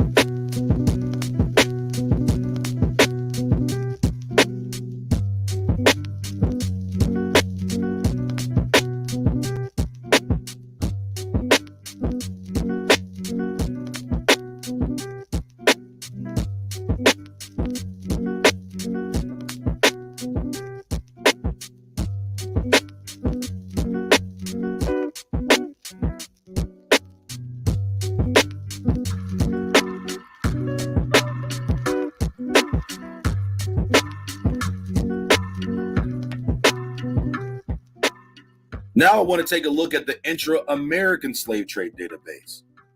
And the first thing that you'll notice offhand is the fact that African boats are so well documented, with hundreds of slaves being on these ships. American boats literally have no documentation, and some voyages go off with as little as one slave. But by and far, what you'll notice as the main difference between the African slave trade database and the American slave trade database is the fact that there is no information on the amount of captives on these shipments. When we look at the African slave trade database, all of the records are so detailed. We know exactly how many got on the boat. We know exactly how many disembarked. We don't have any of that information. Why is it that the Atlantic records are so much better documented? Right now, I'm looking at an entire page of slaves traded from Kingston, Jamaica to Saint Domingue. But not one of these ships actually has a documented number of captives. But here, there are literally no records of full shipments from Kingston to Saint Domingue. Another suspicious tidbit about these shipments of slaves from Kingston, Jamaica to Saint Domingue is the fact that Indians from the Carolinas, Georgia, and Virginia were deported to Kingston, Jamaica. We went through that in a previous episode. Now we can see throughout the late 1700s, slaves from Kingston are being shipped to Saint Domingue. Also, one thing I did notice, starting in the late 1700s, once again, there's an undocumented number of people from Curacao being taken to Saint Domingue. Why aren't these people showing up as a portion of the Haitian population? I thought they were all African. They're from Curacao. We know for a fact that Indians on the eastern seaboard ended up in Jamaica, as well as other islands like Barbados, in which one author says that Barbados was like a colony of Carolina.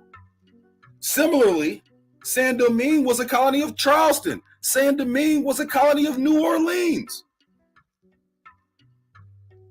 We've gone through plenty of documentation that shows that tens of thousands of Indians on record in books that haven't been quoted anywhere, obviously, we've seen for ourselves in the books that we've read in the resource packets that I've given you, tens of thousands of Indians being taken, not just to the West Indies, but to Saint Domingue.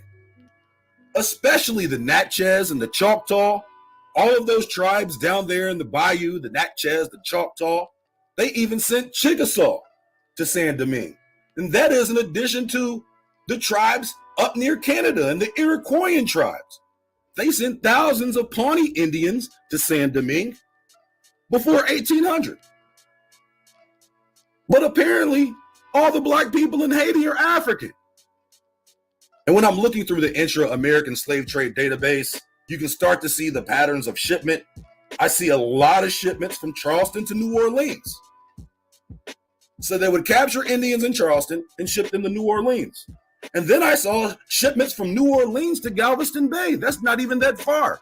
But I do know one thing. They don't have any record of the number of slaves that were on the ship. So even these short voyages were terribly documented. But you know, those long Atlantic voyages, very well documented. Not only do you see a lot of Charleston to New Orleans, you also see a lot of Baltimore and Norfolk to New Orleans. You see a lot of Florida and Appalachia to New Orleans. You also see a lot of Charleston to Cuba. I've seen Jamaica to Curacao. I've seen Curacao to Jamaica. But mostly I see Curacao to Saint Domingue. Most likely they came from the northeast coast of South America. Another interesting trade connection I noticed is that a lot of Indians were taken from New York and put in all of the islands, especially Jamaica. And the reason I found that interesting is because people who live in New York know that there is a huge West Indian culture within the city. It permeates the cities, it permeates the boroughs. And I submit to you that there's long been a connection between the Indians in the New York area and the Indians in the West Indies. I don't think this is just a post-colonial connection. When most people think about the West Indian culture in New York, they think about an immigrant culture. But I think there's evidence to suggest that there's been a connection between these people long before colonialism.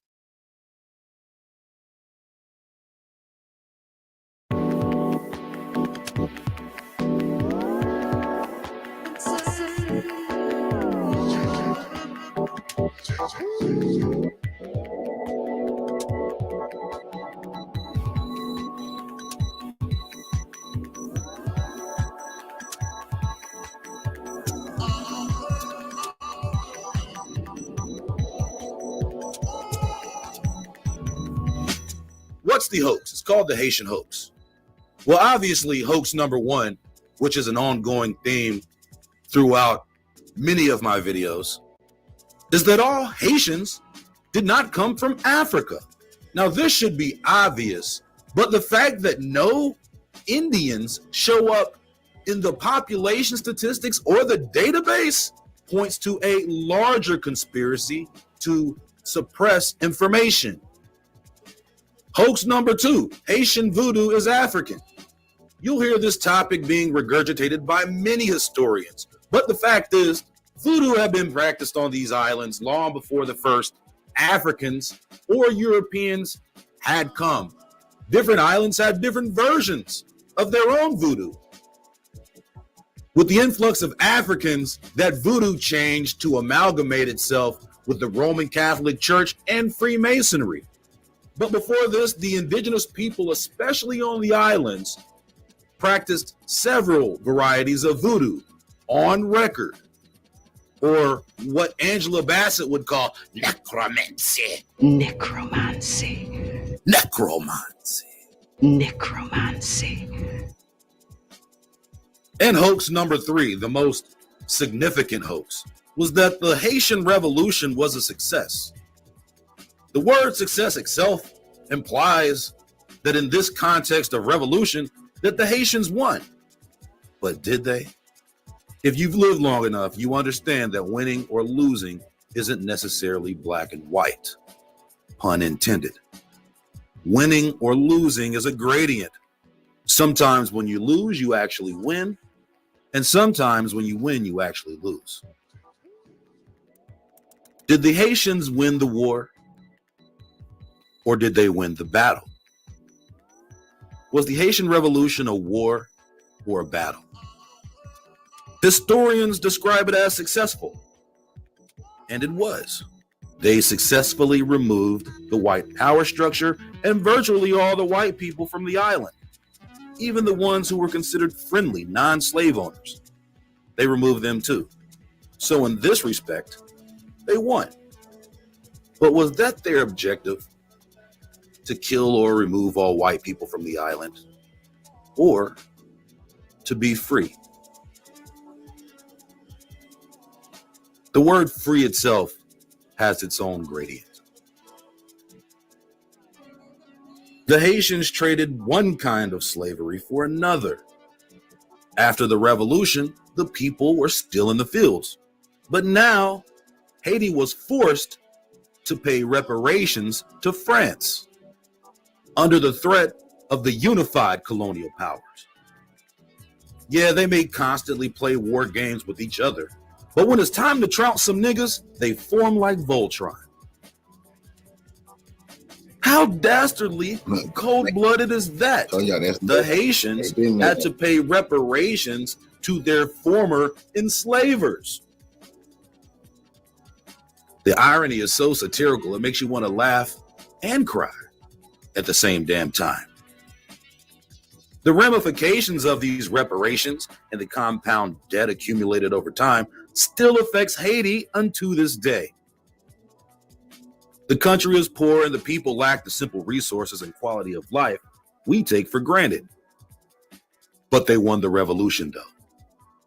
And that's why world colonial powers will continue to vex Haiti, to ensure that they never become an example of inspiration for the oppressed people around the world.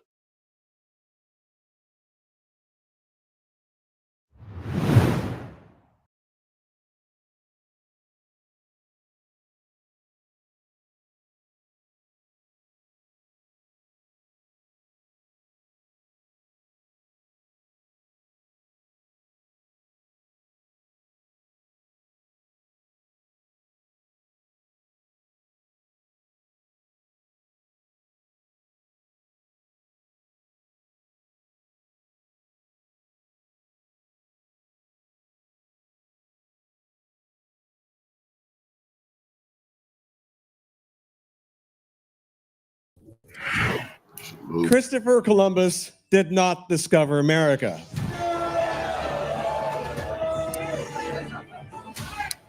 Exactly. I mean, never mind the question of like how you can discover a place where the inhabitants are watching you arrive from the shore.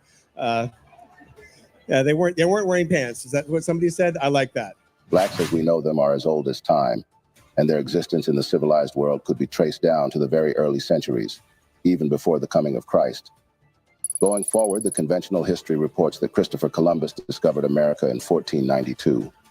And the same history also says that the first black people to arrive America were enslaved Africans brought by Portuguese and Spanish traders in the early 16th century through the transatlantic slave trade. Well, none of these claims are true. We've been fooled all these while, as always has been the case. Interestingly, recent research has proven that some black people had been in America for more than 1,000 years before Columbus ever stepped foot into the American continent. In fact, there is strong evidence pointing to the fact. What is the main idea in your book, They Came Before Columbus? The main idea in my book is to show that early America before the coming of Columbus, was a far more complex society than people imagined, and that it involved Africans. Africans came in here. They came in on several occasions. Sometimes these were accidents, sometimes they were on purpose, and that they had an influence, an actual impact and influence upon the formation of certain American civilizations. When we say pre-Columbus period, what are we talking about? We're talking about long before 1492. It is absurd, and only fools can still believe that Columbus discovered the Americas in 1492. In fact, Columbus never even came to this continent. Columbus wandered about in the Caribbean islands, just on the very edge of the great civilizations. Shocked? Don't be. It is true. Unraveling the raw truth behind the curtains of history is what we are about today in this video. Journey with us in our quest to find out just who the real lords of the Americas actually are. So anyway, there were actually many other mariners before Columbus that discovered America as well. Decades earlier, even eons earlier, there were so many people that were coming across these islands and this continent. But it's only been in the last century that evidence has surfaced and continually grown to indicate that many of these pre-Columbian explorers might have come from Africa. The facts point out that black people actually it was who were in America thousands of years before Columbus. Before we go on, do not forget to support our efforts by hitting the like button before you. Share with your friends and families to keep spreading our eye-opening black narrative, and consider subscribing to stay with us for more if you are yet to. All right, let us dive in, shall we?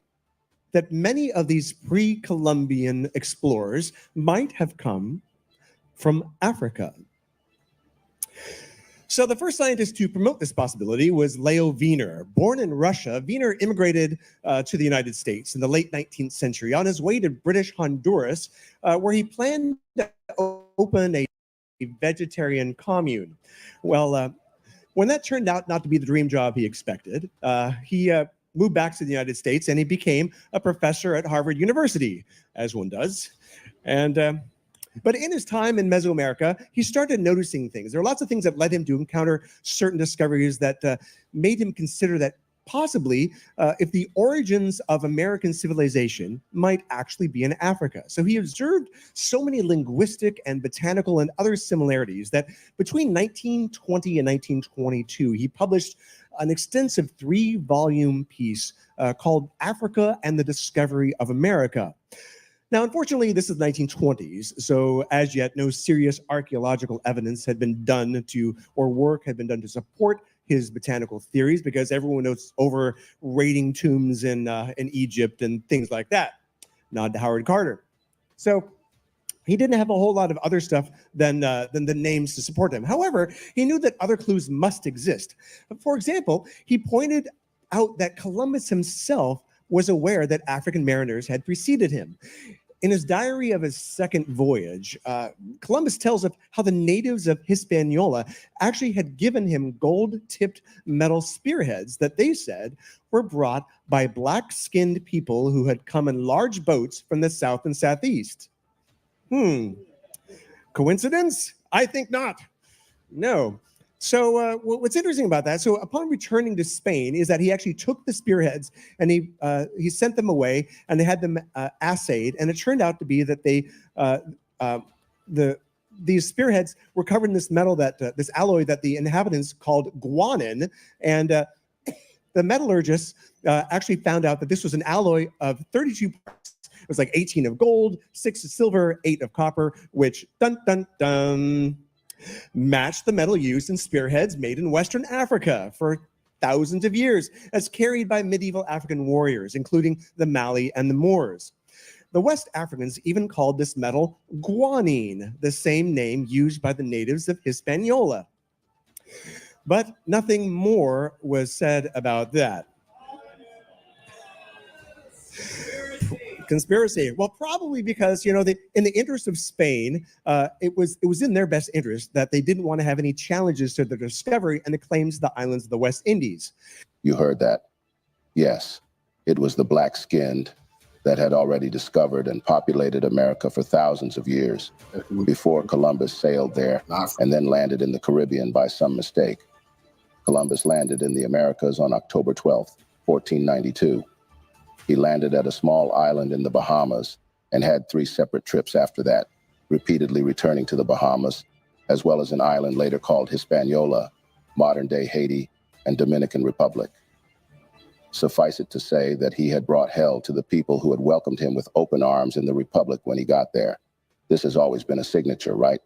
Christopher Columbus, one of the great European heroes, turns up on the island of Hispaniola. He was welcomed by the native people. They embraced them. They treated them with fantastic hospitality. His soldiers snatched babies from the breasts of their mothers and dashed their heads against the rocks. Children were fed alive to his dogs. Women's breasts were cut off.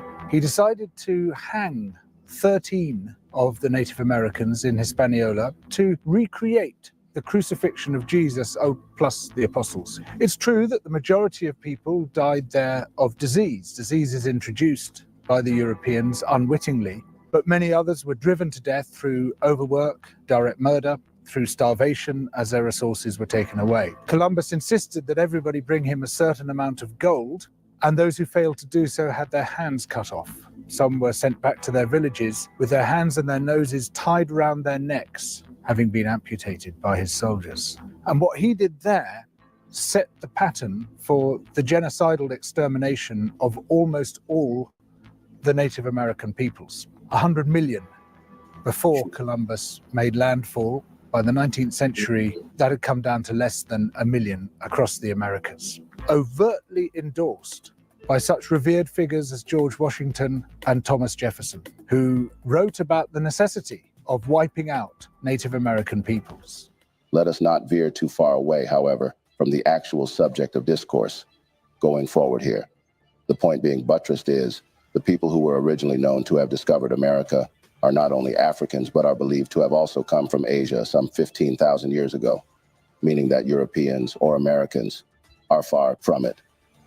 However, contrary to popular belief, African American history did not start with slavery in the New World. The history of African presence in America dates back thousands of years before the arrival of Christopher Columbus in 1492. Africans were not just brought to America as slaves during the transatlantic slave trade, but they had actually been living in the Americas long before European colonization. So, while we commend Christopher Columbus for sailing the seas in search of new land on Europe's behalf, it should be recalled that he was not the first to make that journey, as widely untaught evidence exists, suggesting that Africans made it to the Americas after the first Americans arrived on the continent, centuries before Columbus ever did. As the poem goes, or it should anyway, in 1493, Columbus stole all he could see. Yeah, so on his second voyage, which was 10 times larger than the first, Columbus went on a frantic but unsuccessful island hopping trip to find gold and spices. He carried along several natives from his newly discovered San Salvador, which the inhabitants called Guanahanvi.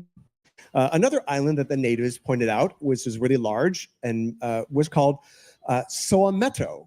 Soameto. Now, Columbus continued going around whimsically renaming every island he could find. But, Leo Wiener, being the curious person and the linguist that he was, and the etymologist, he couldn't help noticing that the origin of these many place names and botanical names in Mesoamerica actually sounded distinctly like other languages in Africa, particularly Bantu and even Arabic. In fact, there are several more overwhelming pieces of evidence showing that Black history in the Americas did not start with slavery. For instance, what of the talk about certain plants found today in America and also in Africa? Wiener and numerous other botanists have also puzzled over the presence of certain plants that predated Columbus but originated in Africa. For example, the calabash bottle gourds. Now, this is a species originally from West Africa, where they were well cultivated in America before Europeans arrived. Now, even long before they existed in Indonesia or Polynesia. So, in fact, the Pacific was the last place that bottle gourds actually reached and expanded to. Pardon my covfefe.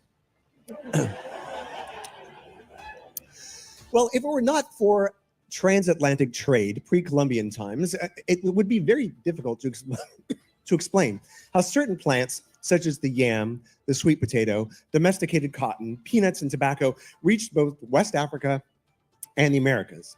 Africans were adept shipbuilders. They were courageously adventurous, sailing diverse parts with their well-made boats, different sizes of them.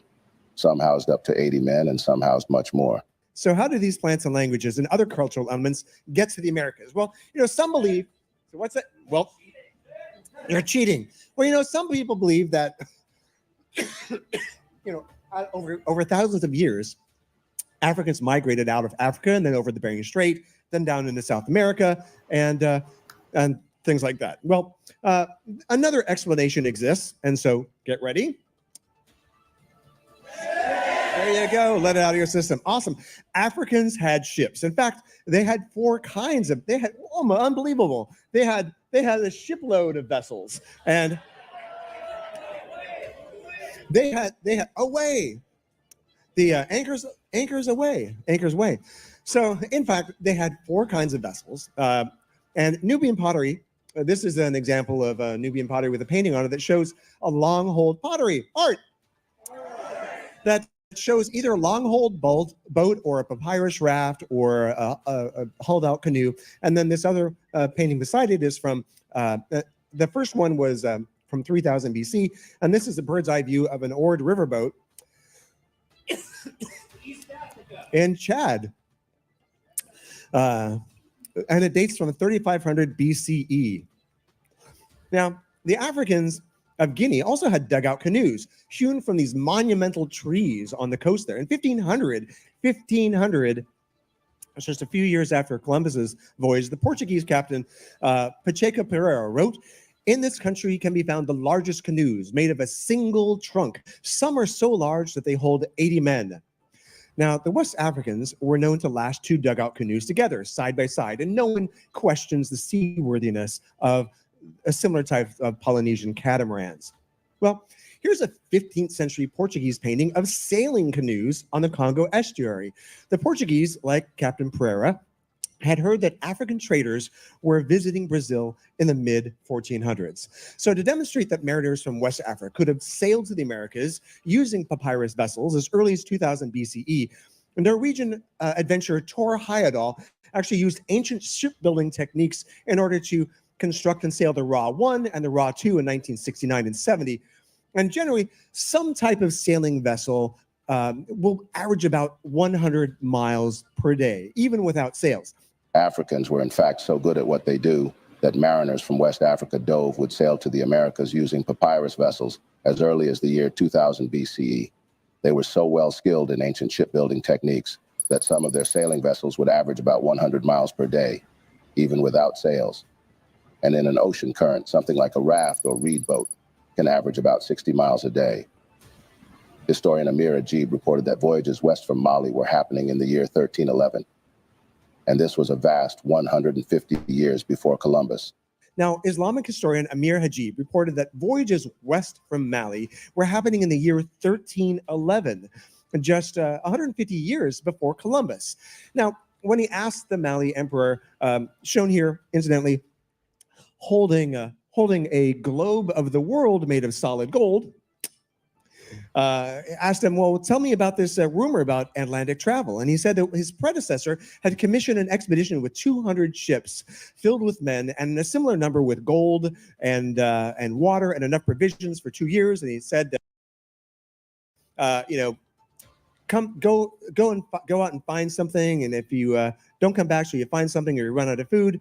And unfortunately, only one ship returned, and the captain told the emperor that we sailed for a very long time until we met with what seemed like a river with a strong current flowing in the open sea.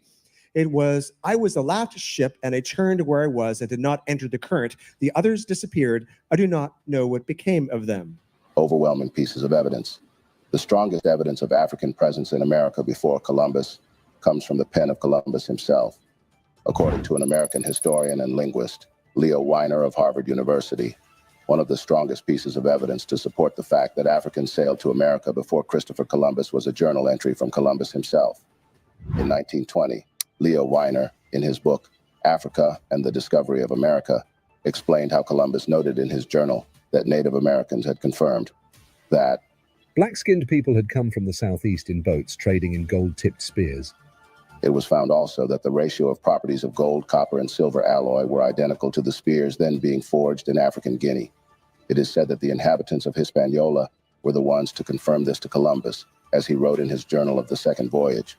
Other explorers like Vasco Núñez de Balboa, a Spanish explorer who was best known for crossing the Isthmus of Panama to the Pacific Ocean in 1513, also reported sighting black people off Panama. There were dark-skinned people in the Caribbean long before the Atlantic slave trade and long before the arrival of Columbus. But there are some historians that say Columbus was misinterpreted. He simply said there were people that painted their skins black, which might suggest that Native Americans were the ones with the painted faces he was referencing. One of the first documented instances of Africans sailing and settling in the Americas were black Egyptians, led by King Ramses III during the 19th dynasty in 1870-12-92 BC. In fact, in 445 BC, the Greek historian Herodotus wrote of the ancient Egyptian pharaohs' great seafaring and navigational skills. Further concrete evidence noted by an Egyptian chancellor to the King Djoser, Dr. Imhotep, and largely ignored by Eurocentric archaeologists, includes Egyptian artifacts found across North America, from the Algonquin writings on the East Coast to the artifacts and Egyptian place names in the Grand Canyon. In 1311 AD, another major wave of African exploration to the New World was led by King Abubakar II, the ruler of the 14th century Mali Empire, which was larger than the Holy Roman Empire. The king sent out 200 ships of men and 200 ships of trade material, crops, animals, cloth, and crucially, African knowledge of astronomy, religion, and the arts. African explorers crossing the vast Atlantic waters in primitive boats may seem unlikely, or perhaps far-fetched to some. But such incredible nautical achievements are not as daunting as they seem, given that numerous successful modern attempts have illustrated that without an oar, rudder, or sail, ancient African boats, including the dugout, would certainly have been able to cross the vast ocean in a matter of weeks. As time allows us to drift further and further away from the European age of exploration, and we move beyond an age of racial intellectual prejudice, historians are beginning to recognize that Africans were skilled navigators long before Europeans, contrary to popular belief. Of course, some Western historians continue to refute this fact because consciously or unconsciously, they are still hanging on to the 19th century notion that seafaring was a European monopoly. After all, history will tell you that seafaring is the quintessential European achievement, the single endeavor of which Europeans are awfully proud of. Seafaring allowed Europe to conquer the world. So the notion that Black Africans braved the roaring waters of the Atlantic Ocean and beat Europeans to the New World threatens a historically white sense of ownership over the seas. Also, when most people think about ancient Mexico, the first civilizations that come to mind are the Incas, Aztecs, and the Maya. However, during the early 1940s, archaeologists uncovered a civilization known as the Olmecs of 1200 BCE, which predated any other advanced civilization in the Americas. The Olmec civilization was one of the most well-known examples of early African presence in America. The civilization, which was of African origin and dominated by Africans, was the first significant civilization in Mesoamerica and considered the mother culture of Mexico by many historians. This civilization existed between 1200 to 400 BCE in the areas that are known today as the states of Veracruz and Tabasco. One of the main things this civilization is known for is the gigantic stone head carving of their leaders. The carvings clearly depict African faces. This civilization was also responsible for introducing written language, arts, and mathematics to Mesoamerica civilization. The first of these gigantic stone heads were discovered by explorer Jose Melgar in Veracruz in 1862. He wrote, "What astonished me was the Ethiopic type which it represents. I reflected that there had undoubtedly been blacks in this country." At this point, the Olmec people were known for their advanced agricultural practices, monumental stone sculptures, and complex social structures. Many historians and archaeologists believe that the Olmec civilization was influenced by African cultures, as evidenced by the similarities in their art and religious practices. Enormous Olmec head statues with African facial characteristics found throughout Central and South America support that Africans had settled in America long before its apparent discovery. Ranging up to 11.15 feet in height and weighing 30 to 40 tons, these statues generally depict helmeted black men with large eyes, broad, fleshy noses, and full lips. An ancient African historian, Professor Van Sertima, has also illustrated how Olmecs were the first Mesoamerican civilization to use a written language, sophisticated astronomy, arts, and mathematics, and they built the first cities in Mexico, all of which greatly influenced the Mayans and subsequent civilizations in the Americas.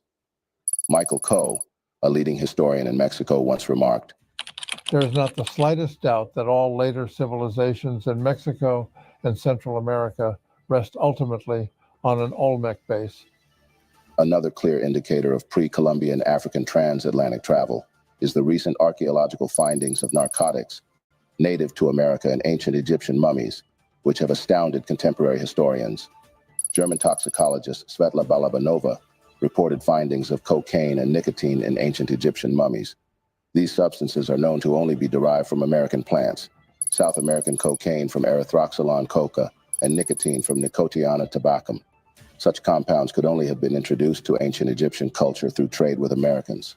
Similarities across early American and African religions also indicate significant cross-cultural contact. The Mayans, Aztecs, and Incas all worship black gods, and the surviving portraits of the black deities are revealing. For instance, ancient portraits of the Quetzalcoatl, a serpent god, and Ecahua, the god of war, are unquestionably Negro with dark skin and woolly hair. Now, why would Native Americans venerate images so unmistakably African if they had never even seen them before? Numerous wall paintings in caves in Juxtlahuaca, southwestern Mexico, depict the famous ancient Egyptian opening of the mouth and cross-libation rituals. All these religious similarities are too large and occur far too often to be mere coincidences. Professor Everett Borders, a U.S. innovator, notes another very important indication of African presence, which is the nature of early American pyramids. Egypt is famous for ancient pyramids. Wrong is in this video, I just wanted to play it because that's some good information. They keep saying African presence. No, it's a Negroid presence. We were everywhere. We populated every civilization, and they keep crediting it to Africa. That's already been debunked, you see. Pyramids, but the Americas actually have more pyramids than any other place in the world. But the Egyptian pyramids are much older and show signs of progress from the earliest pyramids built to the more sophisticated and enormous pyramids that are now famous. However, the pyramids found in Central America do not show the same level of progress. That suggests that whoever built the American pyramids had already mastered pyramid building by the time those pyramids were built, which points the finger to Africans who likely sailed over to the Americas with that knowledge and constructed them in America. The earliest known pyramid in the Americas is found in Tabasco, Mexico, and was built by the Olmecs, the same civilization known for the gigantic stone heads. Therefore, the great ancient civilizations of Egypt and West Africa traveled to the Americas, contributing immensely to early American civilization by importing the art of pyramid building, political systems, and religious practices, as well as mathematics, writing, and a sophisticated calendar. Furthermore, archaeologists have discovered ancient skulls and skeletons that they believe belong to people of African descent. In a 1975 publication by the New York Times, it is stated that a Smithsonian Institution team reported finding 2 Negro male skeletons in the U.S. Virgin Islands. The soil from the earth layers in which the skeletons were found was dated around 1250 AD. Polish professor Andrzej Wiercinski has also testified to the discovery of African skulls at Olmec sites. More ancient skeletons that archaeologists believe are Africans have also been discovered in other locations in Central and South America, further pointing to the fact that Africans had known America's soils way longer than we were made to believe. Most historians, archaeologists, anthropologists, and other scientists and scholars now know that Christopher Columbus didn't discover America. Not only were Native Americans present when he reached the New World, but also Chinese, Phoenicians, and Europeans, among others, had been sailing to the Americas thousands of years before Columbus ventured across the Atlantic. Adding to these facts is a recent book, The First Americans Were Africans, Documented Evidence, written by a brilliant African-American scholar, David Imhotep. Imhotep's thesis is by far the most revolutionary viewpoint ever published on this subject. Unlike his predecessors, he does not claim that Africans simply sailed to the Americas before Columbus and influenced the Native Americans who resided in the New World. No, he states instead that the Native Americans themselves were Black Africans who first reached the New World at least 56,000 years ago. Dr. Imhotep shows that there were two major groups that populated ancient America. The first were Black Africans who had begun sailing to the New World tens of thousands of years ago. They were short people who appeared to have been the ancestors of modern pygmies. According to Dr. Imhotep, the second group to reach the Americas in ancient times were the Mongolians, who first arrived about 3000 BC. They traveled from Asia across these are the people that are pretending are Native Americans, these individuals. Bering Strait down through Canada and into North America. There they met Africans who had preceded them. Some Mongolians mixed with the indigenous African, others conquered or exterminated the Black people. The Black and Mongolian mixture resulted in what we know today as the Red Indian. In other words, the Indian on the original American nickel, the Indian of our school textbooks and the Indian of Hollywood fame do not represent the original Native American. They were indeed early Americans, but they were descendants of indigenous Africans, that is, the first Americans and invading Mongolians. The earliest and most pervasive evidence of their presence are the strange structures called Native American mounds. Built by Black Africans, these structures still survive in 41 states of North America. One such mound, the Cahokia of Illinois, is almost as large as the Great Pyramids of Egypt. Additionally, when you consider all the evidence so far mentioned, with the fact that ancient Africans were masters at shipbuilding, it is no brainer that they more than likely made it to the Americas from West to North Africa long before Columbus did. Shipbuilding and sailing have a history of over 20,000 years in the Sahara. There are cave wall paintings of ancient ships documenting this tradition. Ancient Egyptians were pioneers in shipbuilding.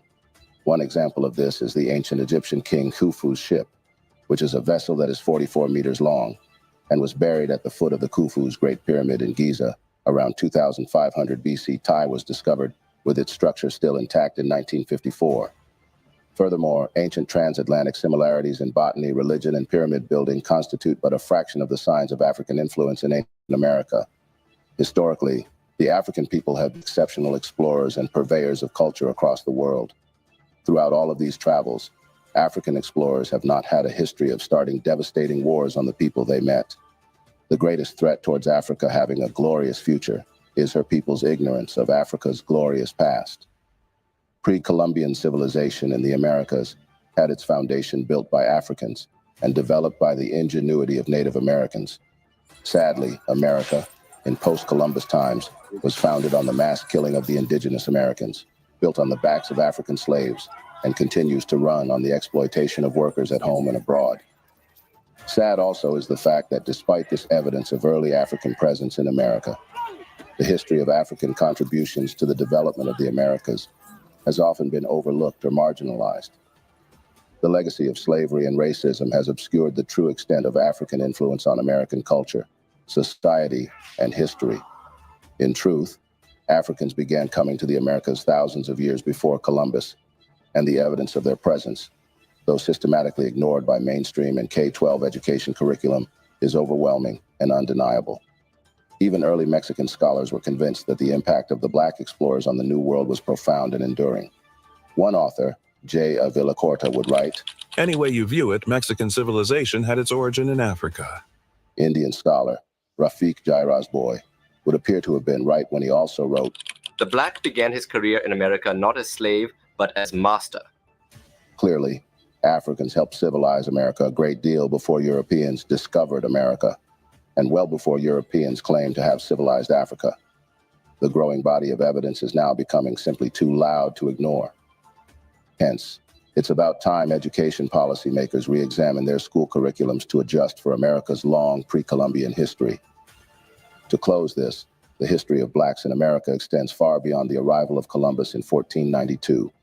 Glaring evidence suggests that African people were present in the Americas thousands of years before European colonization, challenging traditional narratives of American history.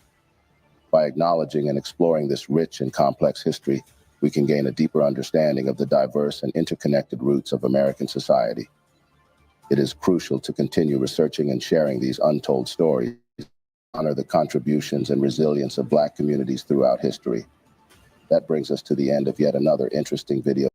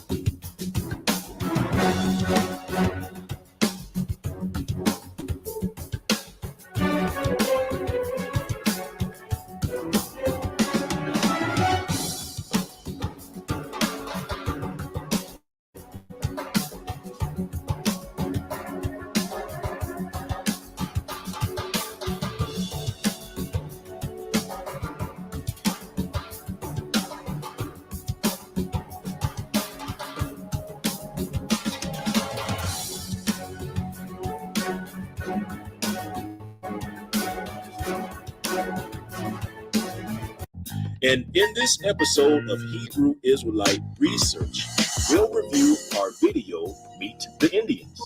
Now, just for a bit of background information, the intent of the Meet the Indians video was simply to show illustrations of how the Indians looked according to first-hand accounts. However, little did I know that the topic of Indians and Israelites was such a hot-button topic.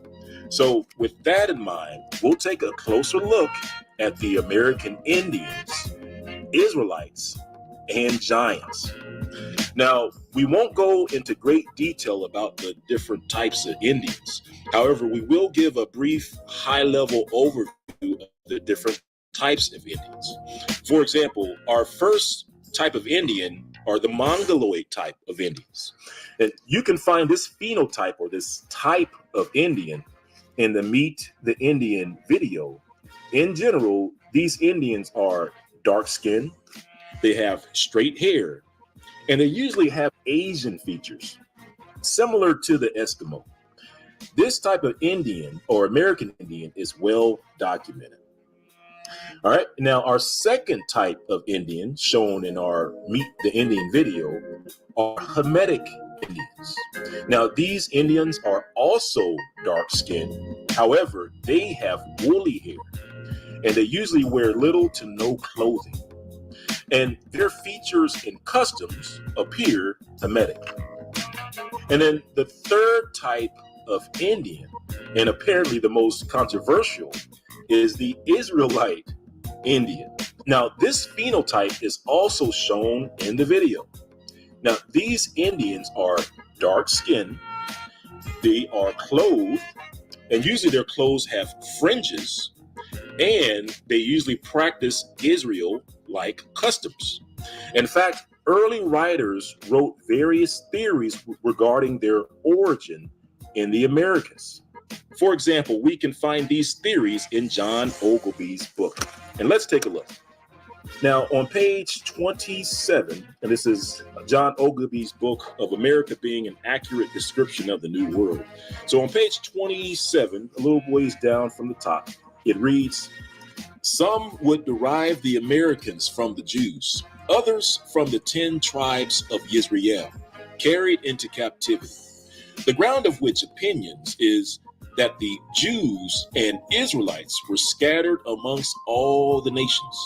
Therefore, they conclude that America was also peopled by them, the rather because the ancient Jews and Americans were of one complexion. In other words, they were both dark-skinned, and went a like habitat, or in other words, they dressed the same, both going without shoes, onely wearing sandals, and an upper coat over a short linen vest. Both are humble, quick of apprehension, and obliging yet valiant. But it is certain they cannot be like the Jews, because the Americans change their habit, according as they live in cold or hot countries, and go not in the least like one another." All right, so that's one example of an opinion of the origin of these Israelite Indians. Now let's turn the page and read a second opinion as to the origin of these Israelite Indians. And it reads, "A small seeming testimony is added, being taken out of the 4th book of Ezra, that the 10 tribes of Israel that were carried away by Salmanassar with their king Hosea to Nahala harbor, the river Gozan, and the cities of the Medes might be acknowledged for the first planters of America, concerning which Ezra says thus: The 10 tribes brought over into another country consulted that they should forsake the multitude of the heathens and travel to a remoter country where no generation of mankind had ever lived before. There they would maintain their laws, which they had not observed in their countries, whereupon they went thither through the narrow entrances of the river Euphrates. For the Almighty stopped the veins of the river till they were passed over. For through the country was a way of a year and a half's journey. Wherefore that tract of land is called Azarus. Then they lived there till the last time."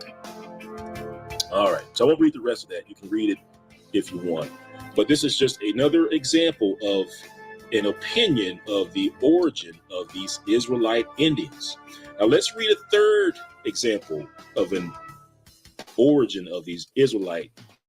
It reads, "Emmanuel de Moraes, who had gotten peculiar knowledge of the Americans by his long conversation with them, judges that they are not derived from one people, but from the Carthaginians and Jews, and that at several times the places they landed in this new world, for the Carthaginians sailing thither found the soil so fertile that many forsook their native country to dwell there, whereupon it was forbidden upon the pain of death to send no more thither, lest if Carthage should be invaded by a foreign army, it should want people for a home defense. For this occasion it happened that those that were already transported became rude and of salvage disposition, and spreading their families planted the desolate countries in ranging manner, without acknowledging any supreme head or government. Thus, being scattered up and down, everyone invented to himself a new language, which should neither agree with the Carthaginians or any other. But this opinion is before at large contradicting. All right. So you can at least see that there were many different theories or opinions as to explain these Israelite Indians in the Americas. So make no mistake, they were in America and people were writing about them. So let's do a brief recap of what we've learned so far. So we learned that the Americas had the Mongoloid type Indians who were dark skinned, had straight hair, and usually had Asian features. And then the second type of Indian we talked about were the Hamitic type Indians.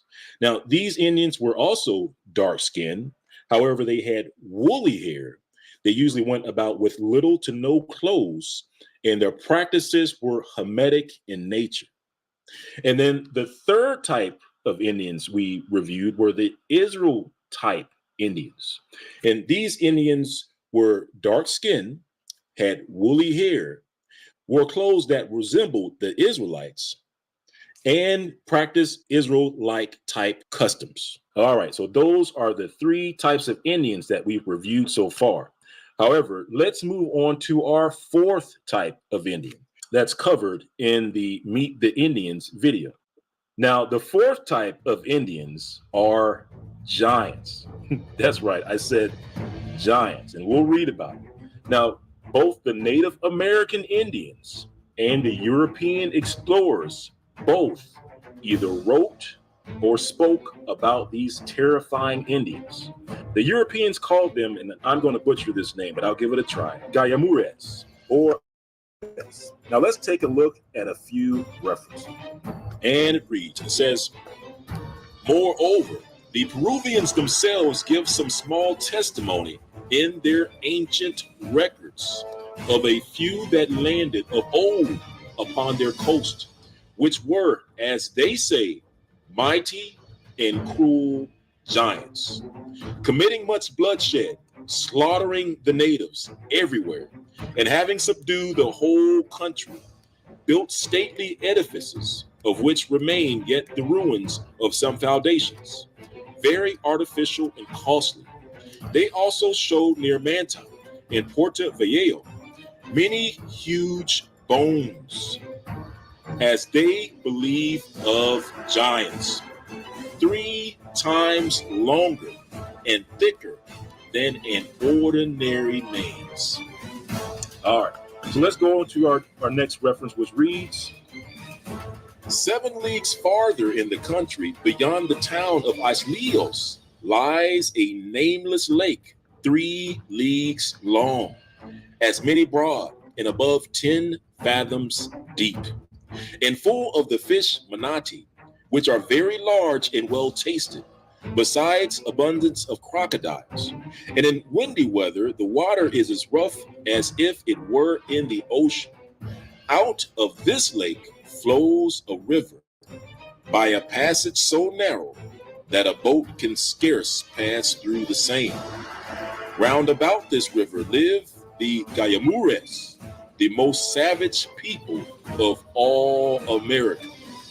They are of a gigantic size, have white skins, carry exceeding great bows and arrows, live without houses like beasts, devour men's flesh like tigers, never fight in companies or armies, but watch to surprise a single man or beast. They also eat their own children, and possessed formerly all the land from the river Saint Francisco to the promontory Frio, but beaten from thence by the Tupunampas and the Tupinichins.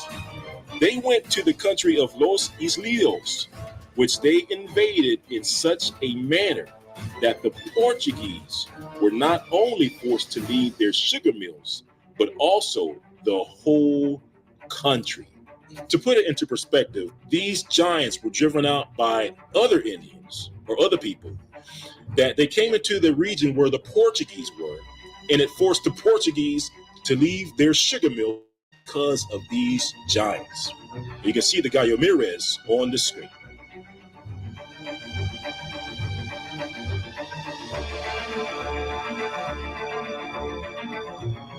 Now let's read an additional references about these Gayomires. And it reads, in the course of his presentation of ethnographic material on the whole American continent, the Dutch traveler J.D. Layet refers to a Brazilian people, the Ayamures or the Gayamures, as the cruelest savages of all Brazil. He defines their nature according to the following criteria. They eat their own children. They eat embryos, tearing them from their mother's womb, and they hunt men like animals. The limit nature of Ayamures is thus defined in economic terms, their mode of hunting, dietary terms, their diet of human flesh, and social kinship terms. They negate the bond between mother and child. In their hunting practices, they resemble animals. They are clearly and uncontroversially human, but at a level of humanity which is very close to animality. This Brazilian people turns up again as Gayamures in the work of another Dutch writer. He states that they are the wildest people of America. He states they have gigantic bodies, white skin, enormous bows and arrows. They have no habitation and live like beasts under the blue sky.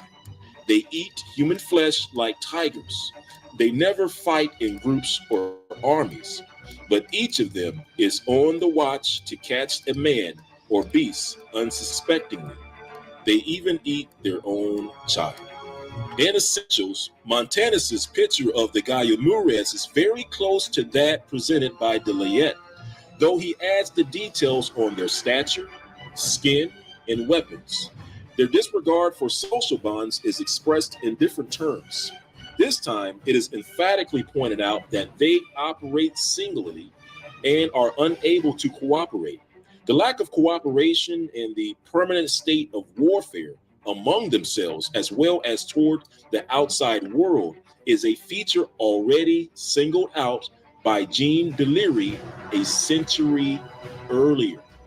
In his account of what were of him the limit of the human race, a Brazilian people whom he calls the Auteca, they go about naked. They are hostile to one another and to outsiders. They are very fast runners. They eat raw meat. They have an incomprehensible language, and they are the most cruel, barbarous, and feared people of all America. And on to our next reference about these Gayamures. And it reads, Porter's knowledge of the Gayamures would most likely have been acquired by reading the accounts of the Dutch traveler Johannes de Layet. Porter paints a grotesque picture. The Gayamures were cannibals. They devoured their prisoners taken in battle, to their idol Maruka, occasionally sacrificed even their infants. Armed with ponderous clubs and poisonous arrows, their naked bodies besmeared with the juices of plants and rendered hideous by strange punctures, their long black hair flying loose over their bodies. These tremendous savages would issue from the woods, yelling like beasts of prey, and falling on the plantations of the Europeans, would fire their sugar mills, slaughter the inhabitants, make horrid banquets upon their quivering limbs. So again, you can see that these Gayamures, these giants, attacked the sugar mills. And that's why the Europeans knew about these Gayamures. All right, well, hopefully this video has helped to clear up some of the confusion surrounding the different types of American Indians, such as the Mongoloid Indians or the Hamitic Indians or the Israelite type Indians, or even the Gayamures, who are also called giants by the European explorers. Just know that there are different types of Indians in America. And with that in mind, you are now ready to view the Meet the Indians video. The video will play in its entirety within a few minutes within this video. And feel free to leave your thoughts and comments and opinions in the comments section of this video. And also a quick thank you to those that continue to pray for me and my family, and also who pray for the redemption of the children of Israel. May we be returned to our homeland soon. And also a big thank you to those who continue to donate, as well as to those who share these videos with families and friends. And without further ado, let's meet the Indians.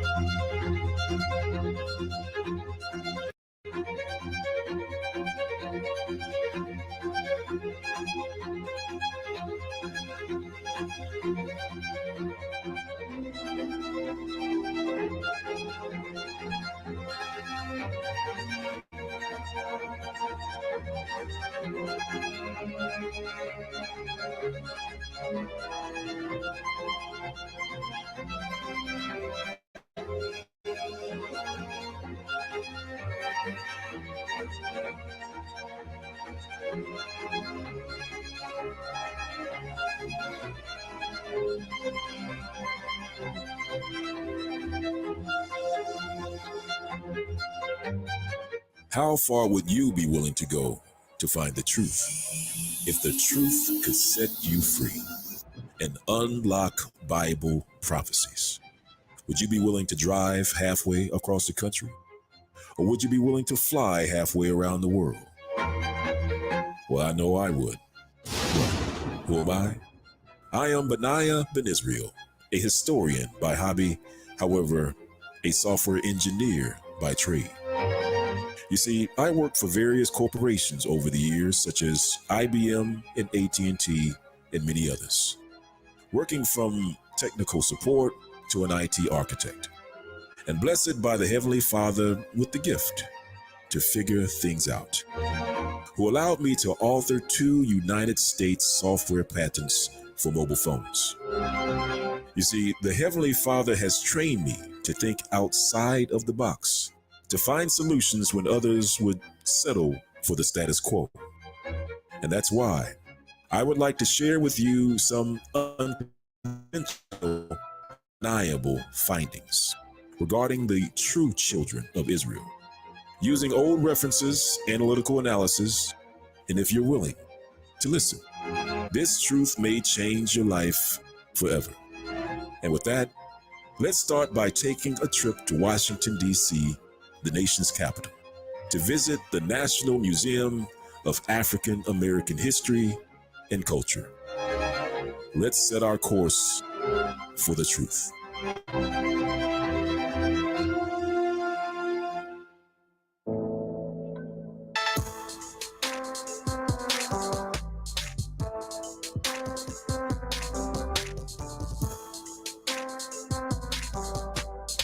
After arriving in Washington, D.C., a friend recommended that I park at the Ronald Reagan Building and International Trade Center. The building offers underground parking, which travels multiple levels underground. And ironically, the parking deck being near capacity that day, the only space that I could find was in a dark, tight section of the parking deck called Egypt. No, seriously, it was called Egypt. No doubt a sign of things to come.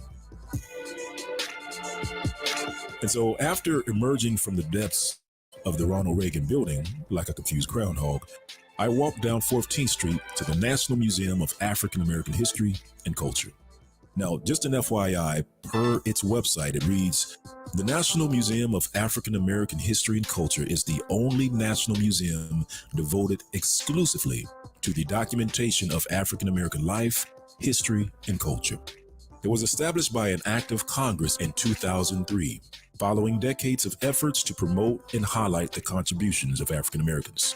To date, the museum has collected more than 40,000 artifacts, and nearly 100,000 individuals have become members. The museum opened to the public on September 24th, 2016 as the 19th Museum of the Smithsonian Institute. Now, when walking towards the museum, I noticed that the building's strange ethnic shape stands out from its heavily Greek and Roman influenced neighboring buildings. And then upon reaching the museum, which starts at the bottom floor, I was impressed, as I'm sure others were, at scale and grandeur, which was built at a total cost of $540 million.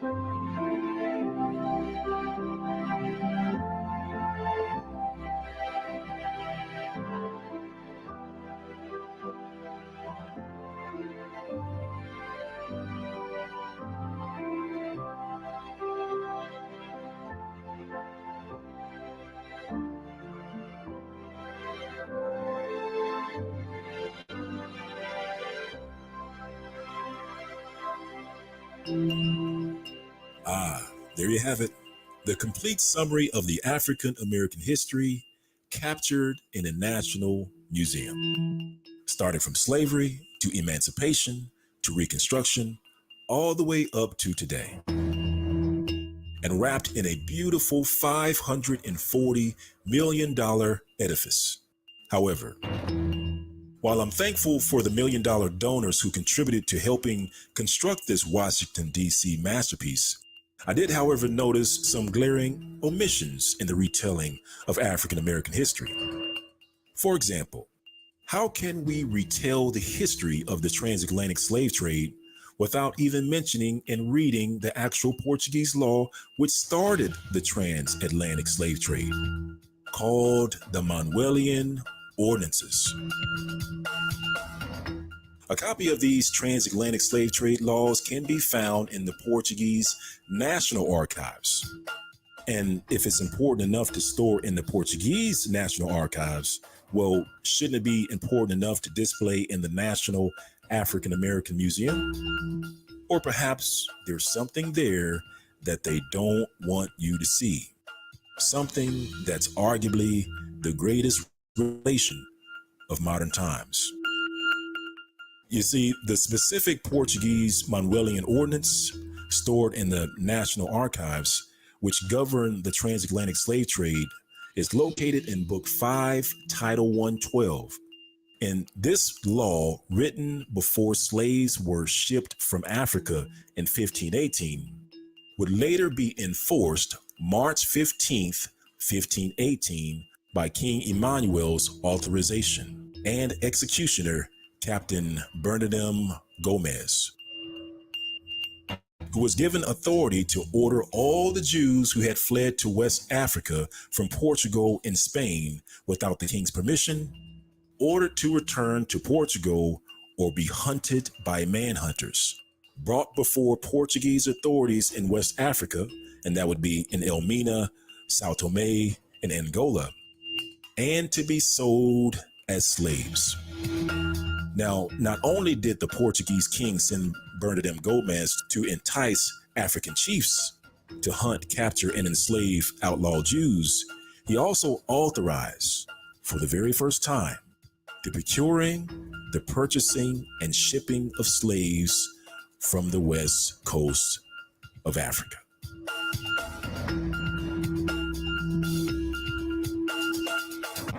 Oh, hold on, just for a moment. Let's pause just for a moment, because what I want to do is that I want to show you how you can reproduce our findings either at home or at any institution of learning by just following these steps. Are you ready? Let's go.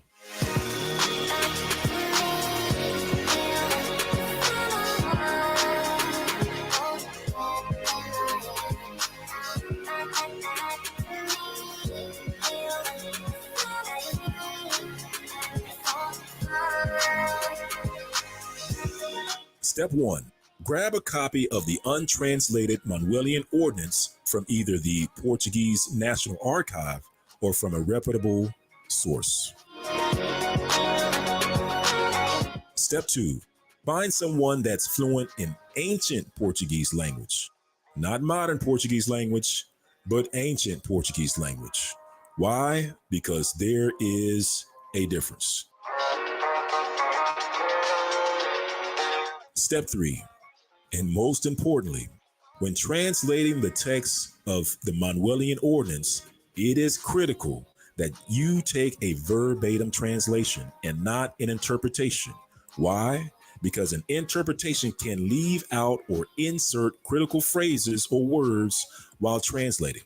On multiple times, we had to resubmit translation requests to our sources because we were given interpretations which left out whole sentences and phrases or inserted phrases not found in the original text.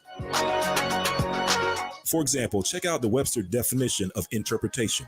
And let's read the second definition on the screen. And it says, a particular adaptation or version of a work, method, or style. Or number 3 reads, a teaching technique that combines factual with stimulating explanatory information.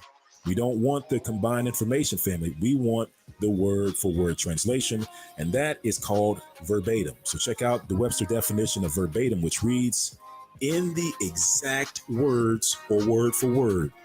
This is what we want, family, when we do these translations. We want the exact words, word for word. All right. And then the last thing that you'll need in order to reproduce our findings is step 4, and it reads, use multiple translation sources if possible. It's always good to have multiple sources saying the same thing. Okay. All right. And so if you follow these steps, you should be able to reproduce our findings and confirm that this is indeed arguably the greatest discovery in modern times for the so-called African American. Now, where were we? Oh yeah, beautiful $540 million African American Museum, missing critical events and documents such as the actual Portuguese law governing slavery. And with that, let's take a look at some additional exhibits from the museum to see what else is missing from its depiction of African American history.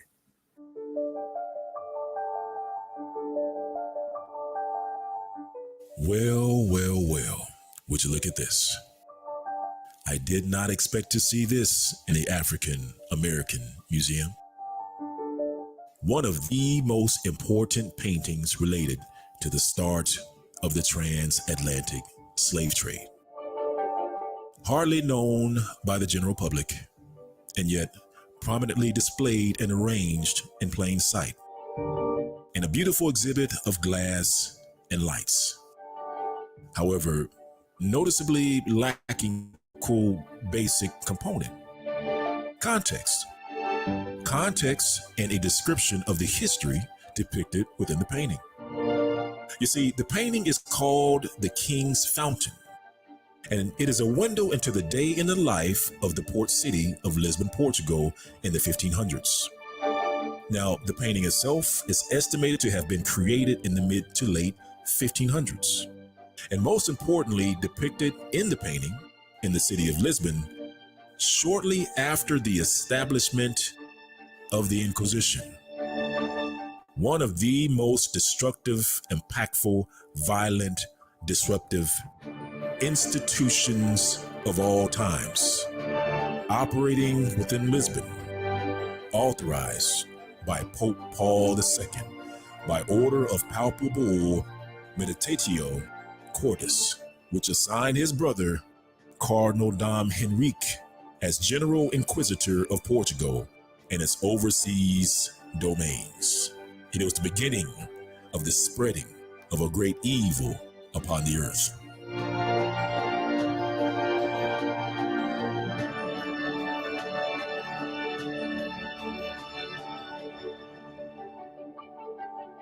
The painting captures and illustrates the execution of the barbarous acts of the kings of Portugal and the Inquisition upon the Israelite population of Lisbon, Portugal, less than 10 years before the start of the transatlantic slave trade by the countries who started the transatlantic slave trade.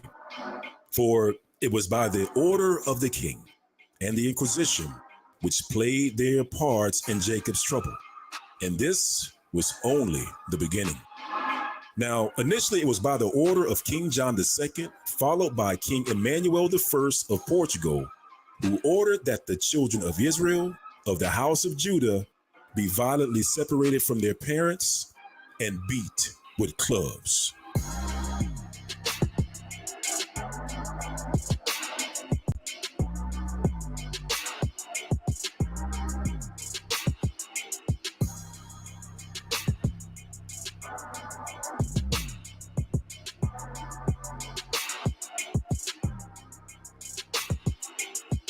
Now notice on the painting of Lisbon, you'll see an officer armed with a club, with two officers dragging away the child with presumably the mother following close behind.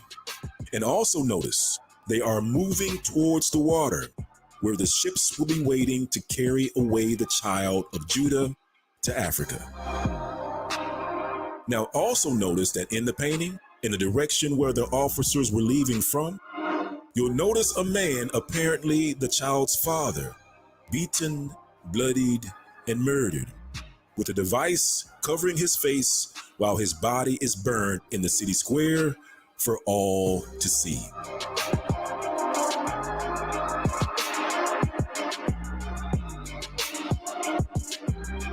And if you ever wondered, how do you create a people who do not know who they are or know their history?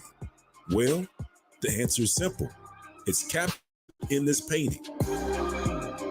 You separate them from their parent, put them on board of a ship, and steal them away to the west coast of Africa.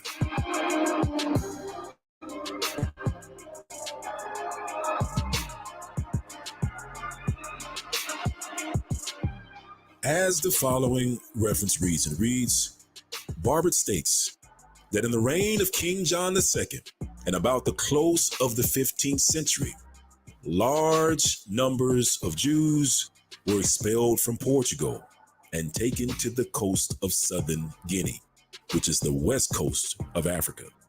That the island of St. Thomas, which is not more than 100 miles from the mainland, was populated by mulattoes, descendant from the Jewish exiles and Angola women.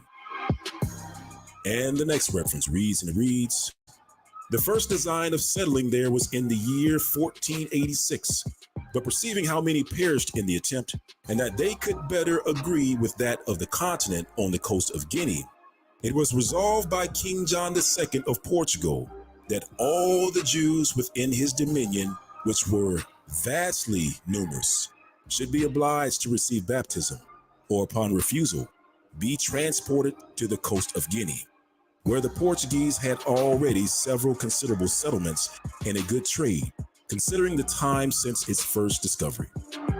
And the next reference reads, and it reads, King John II in 1492 expelled all the Jews to the island of St. Thomas, which had been discovered in 1471, and to other Portuguese settlements on the continent of Africa.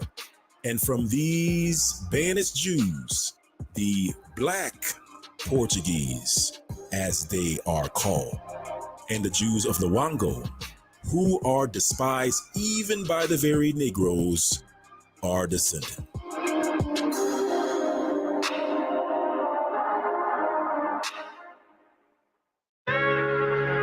Look, I know it's a lot. It's a lot to take in.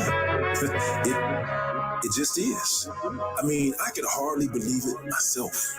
However, it's in the books. It's in the old books. The books published just before the 1850s, and that's not all. Like, just wait until you hear what they call these Jews. You know, with their hair's like short, black, nappy, crispy beards with their curls tight. Like, these are the descriptions of the sons of Judah in Spain and Portugal just before the start of the transatlantic slave trade. City, city, city, as he cleared his throat, the king said what he said in Dirty Brews, they just gotta go. But desperate for that black hash flow, he tried to trouble Jacob with the shaker that would break his soul. You gotta think ahead what you're gonna do.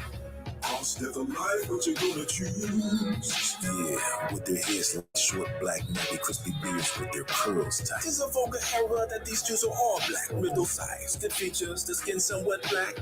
Saucy drip like a Shanghai shack. Make you your professor to see the parallax. Old books dispensing out these free-dried facts. Shifting paradigms, foundational cracks. You see, these dudes were the original blacks for 400 years, and it's time to turn back. You gotta think ahead what you're gonna do. Cost death of life, what you're gonna choose. Yeah, with their hairs like short, black, nappy, crispy beards with their curls tight. And so, according to old books, these Spanish and Portuguese Jews were considered black, dark, swarthy, and brown complexion. As the following reference reads, and it reads, the Spanish Jew is always dark complexion, and his hair is uniformly black, whilst the German Jew is often as fair as any German and has light or red hair with blue eyes. And the next reference reads, and it reads, this one people is marked with the colors of all, fair in Britain and Germany, brown in France and Turkey, swarthy in Portugal and in Spain. And the next reference reads, and it reads, He was of a middle size. He had good features in his face, the skin somewhat black, black curly hair, long eyebrows, and of the same color, so that one might easily know by his looks that he was descendant from Portuguese Jews. And the next reference reads, a tall, thin, very black man, like a Spaniard or Jew, about 50 years old. And the next reference reads, "'Tis also a vulgar error that the Jews are all black. For this is only true of the Portuguese Jews, who marrying always among one another, beget children like themselves, and consequently the swarthiness of their complexion is entailed upon the whole race, even in the northern regions." And the next reference reads, "Lips very full, mouth projecting, chin small, and the whole physiognomy, when swarthy, as it often is, has an African look." And the next reference reads, "There are some Jews still lingering in the valley of the Jordan, having been oppressed by successive conquerors of Syria for ages, a low race of people, and described by trustworthy travelers as being as black as any of the Ethiopian races."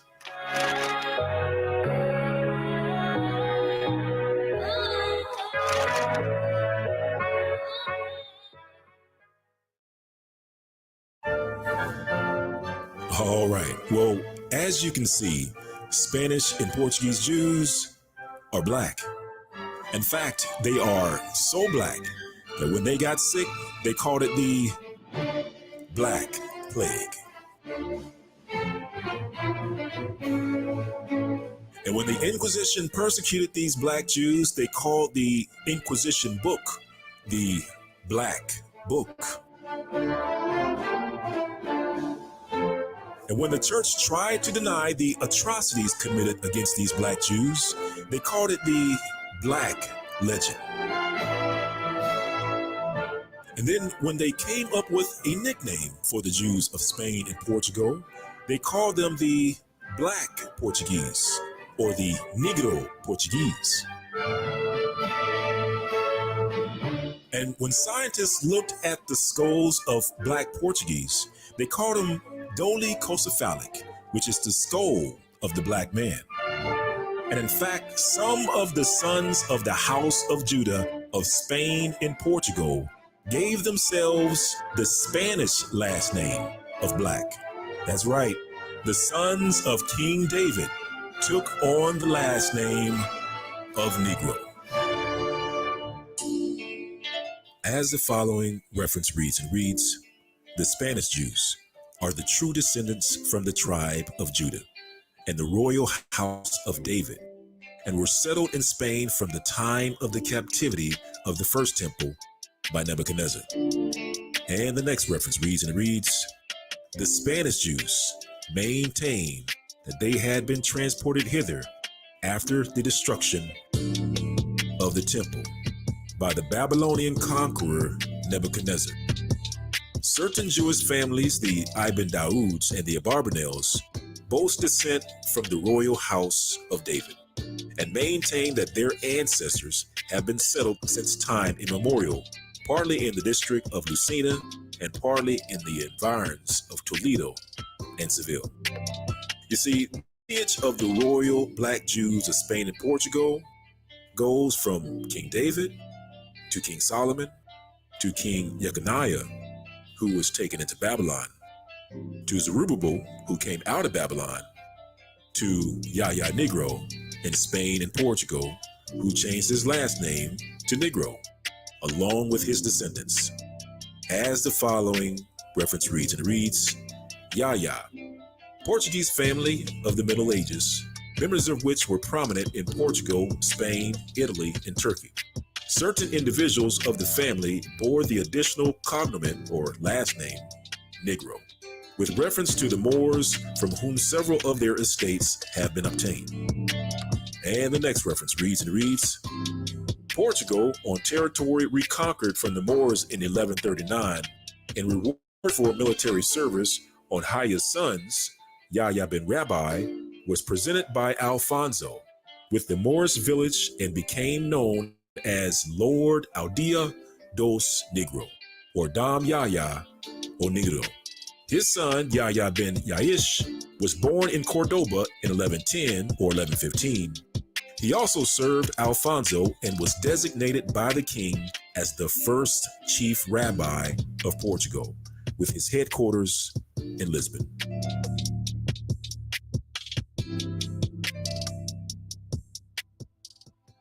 And so you have to wonder, why doesn't the $540 million African American Museum, at the very least, mention a place in Portugal called the Village of the Negroes, populated by a people called Negroes, who had last names of Negroes, who had dark skin and skulls of Negroes, and hair like Negroes, and shipped to the west coast of Africa to the exact same places where the transatlantic slave trade would start from less than 10 years later?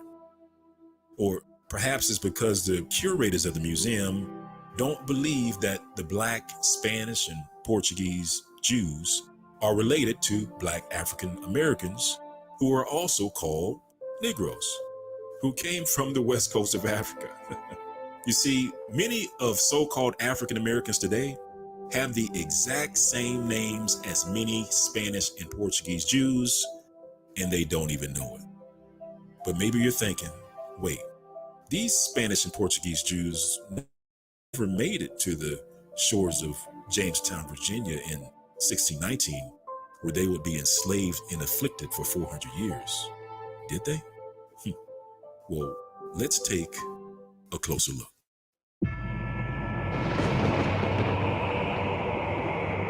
The Treasurer, a ship that slipped through the dark waters of the Atlantic Ocean in January of 1619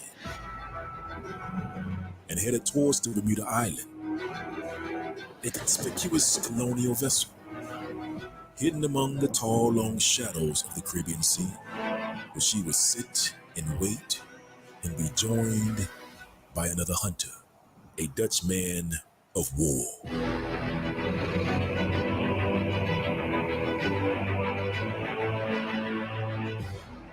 Called the Fleming, made up of both English and Dutch crew. These two ships, the Treasurer and the Fleming, would set off together on a hunt to spill Spanish blood and to confiscate her provisions of food and water and slaves.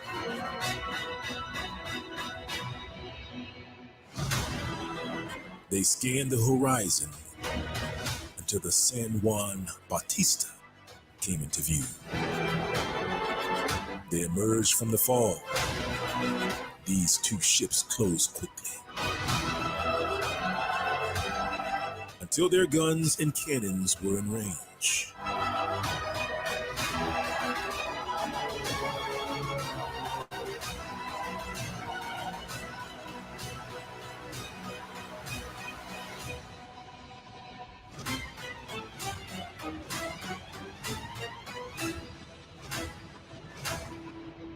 Unfortunately, a veil of secrecy hid details of what happened that fateful day. For you see, what transpired was clandestine, illegal, and straight piracy. And these two ships, the Treasurer and the Fleming, would soon discover the magnitude of their brazen acts. And as they turned and made their way back to Jamestown, Virginia, both ships had payloads of Negro slaves. Now, the Fleming would arrive first, just outside of Jamestown, Virginia, at Point Comfort, for she reached the port just a few days ahead of the Treasurer, where she would unload her now infamous 20 and odd Negroes.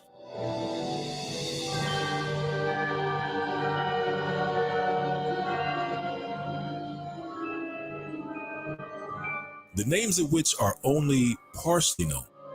However, even less is known of the slaves that were aboard the Treasurer, who reached Point Comfort a few days after the Fleming. You see, her slaves aren't even listed in history books at all. Now, there are some rumors that these slaves were turned back and sent to another location, while other historians are convinced that the slaves aboard the Treasurer also disembarked at Jamestown. Either way, these enslaved people would be the cause of a great scandal that would reverberate across England, Spain, and the Netherlands. Because during the time of the raid, both England, Dutch had treaties with Spain not to raid their ships. And this act was a breach of the truce. And as far as the colony was concerned, they could deny any association with the Fleming. However, the Treasurer was their ship, and it would undoubtedly lead Spain right back to Jamestown. And this caused great fear in Jamestown and was the reason they sent the Treasurer away from the colony.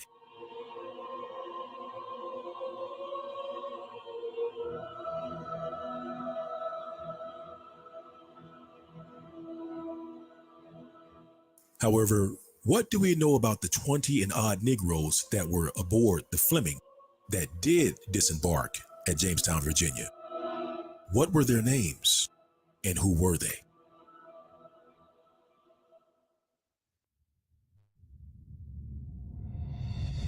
Jamestown, Virginia.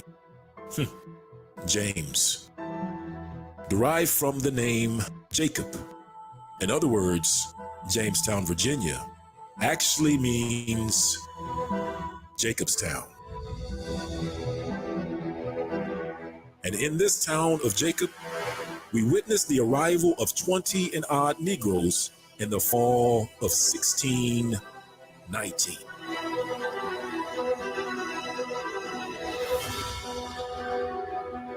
And it hides a great secret. You see, we know that these slaves were originally carried aboard a Spanish ship called the San Juan Bautista. And we also know that some of these slaves had Spanish names, some of whom retained even after living among English settlers for years.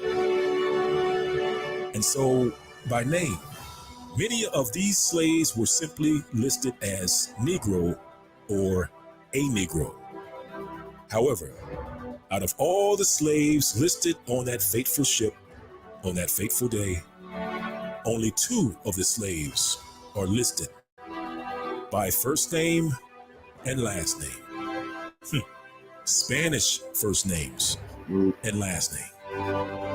Referred to as the first black settlers of Jamestown, Virginia. And their names were Anthony and Isabella Negro, as in Yahya Negro, the sons of King Dawid, who lived in Spain and Portugal, landed in Jacobstown in 1619, where they would be enslaved and persecuted for 400 years. Wait, what? It couldn't be. You mean to tell me that it's been there the whole time, right in front of our faces?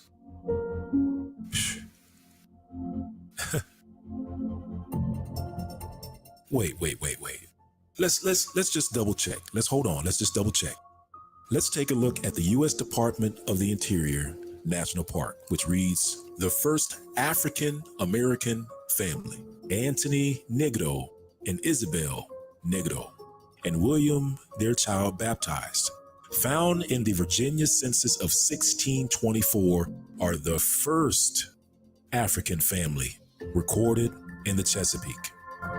And the next reference reads, Norfolk State University.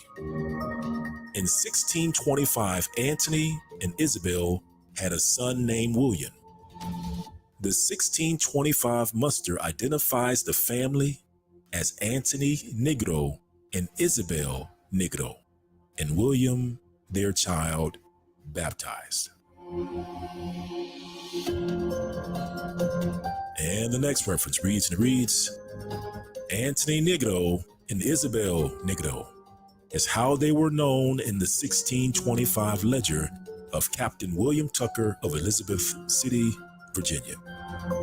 We can confirm these statements by looking at the actual 1625 census itself, which lists Jamestown residents by first name and last name. And it is here that we see the first name and last name of Anthony and Isabel Negro. This is a revelation of biblical proportions. However, let's triple check our facts by backtracking the journey of the San Juan Bautista from Luanda, Angola to Seville, Spain, which was the hometown of the sons of King David.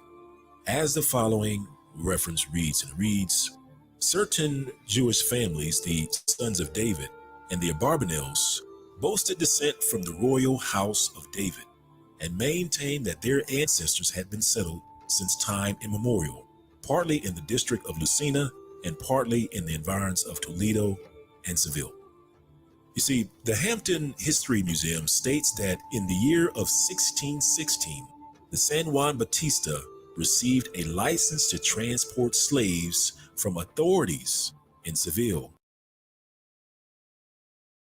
before sailing from the port San Lucar near the city of Seville. It's here that we recognize another glaring omission by contemporary historians who fail to note the presence of the gigantic, fully functional Inquisition headquarters in Seville, Spain. For it is during this time that the Spanish Inquisition institutes a strict policy of expulsion of noble males of Judah to Luanda, Angola. In fact, Angola was repeatedly listed as the first stop of exile for noble male Jews.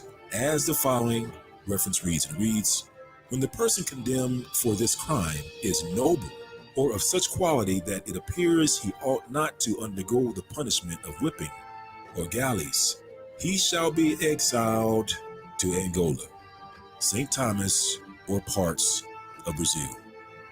In other words, it was the Spanish Inquisition of Seville that shipped nobles of Judah to Luanda, Angola. And then in 1616, the San Juan Bautista, which comes from Seville to San Lucar to Luanda and ultimately delivers 2 Spanish captives to Jamestown, Virginia in 1619, who had the last name of Negro, which is the name of the noble sons of King David of Seville, Spain, and all of Iberian Jewry.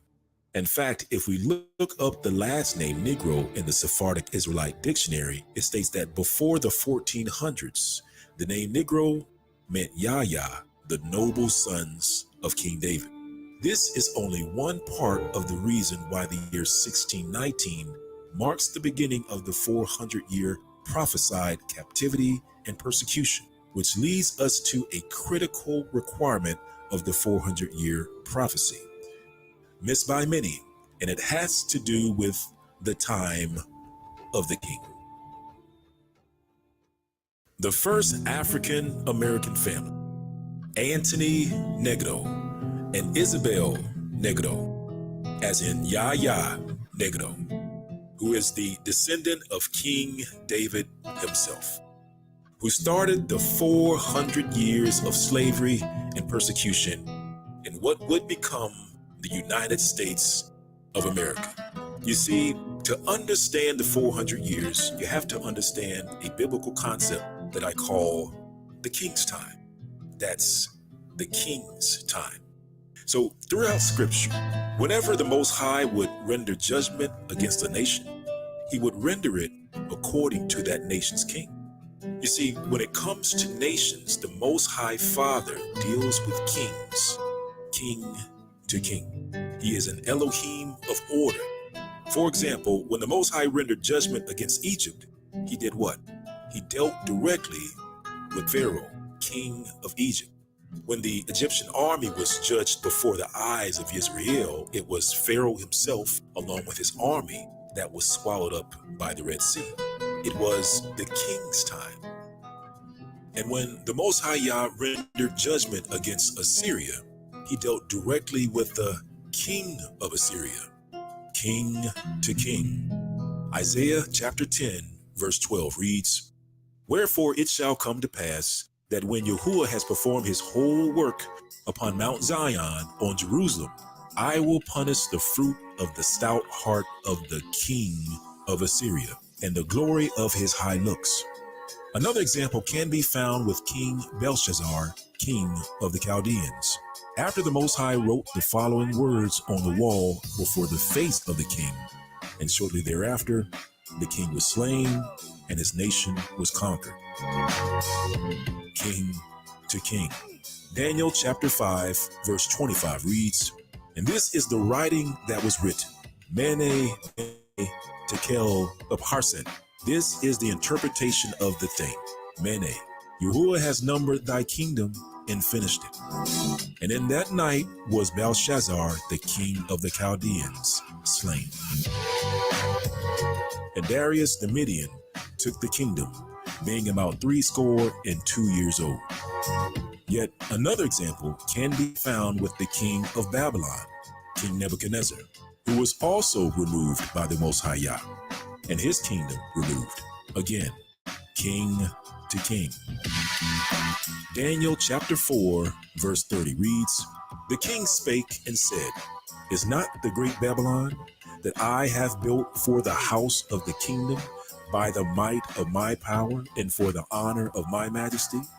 While the word was in the king's mouth, there fell a voice from heaven saying, O King Nebuchadnezzar, to thee it is spoken, the kingdom is departed from thee, and they shall drive thee from men, and thy dwelling shall be with the beasts of the field, and they shall make thee to eat grass with oxen, and 7 times shall pass over thee, until thou know that the Most High Yah ruleth in the kingdom of men, and giveth it to whomever he will."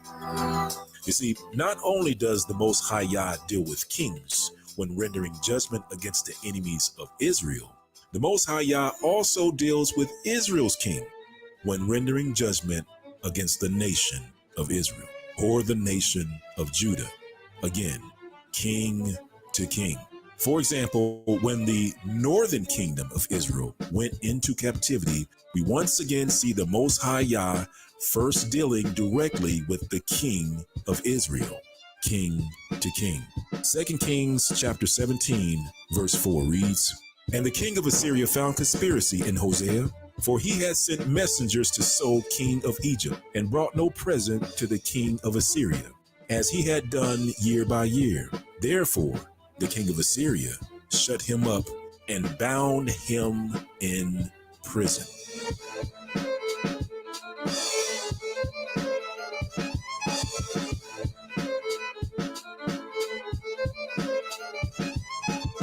Then the king of Assyria came up throughout all the land and went up to Samaria and besieged it 3 years.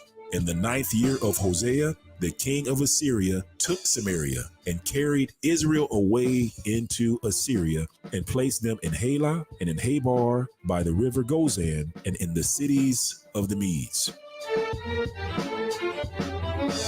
You see, we even see this pattern of the Most High Yah first dealing with the king of a nation before rendering judgment against that nation.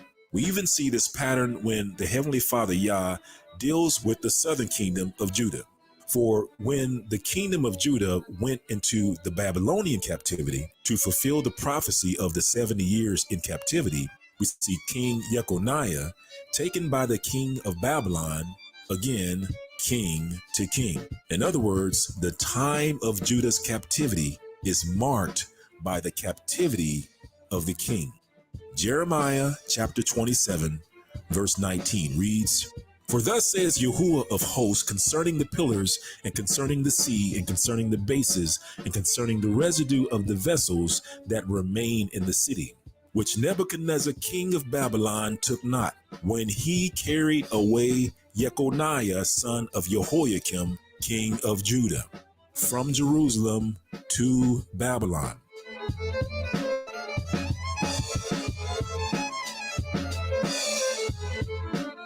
and all the nobles of Judah and Jerusalem. Yea, thus says Yahuwah of hosts, the Elohim of Israel, concerning the vessels that remain in the house of Yahuwah, and in the house of the king of Judah and of Jerusalem, they shall be carried to Babylon, and there shall they be until the day that I visit them, says Yahuwah.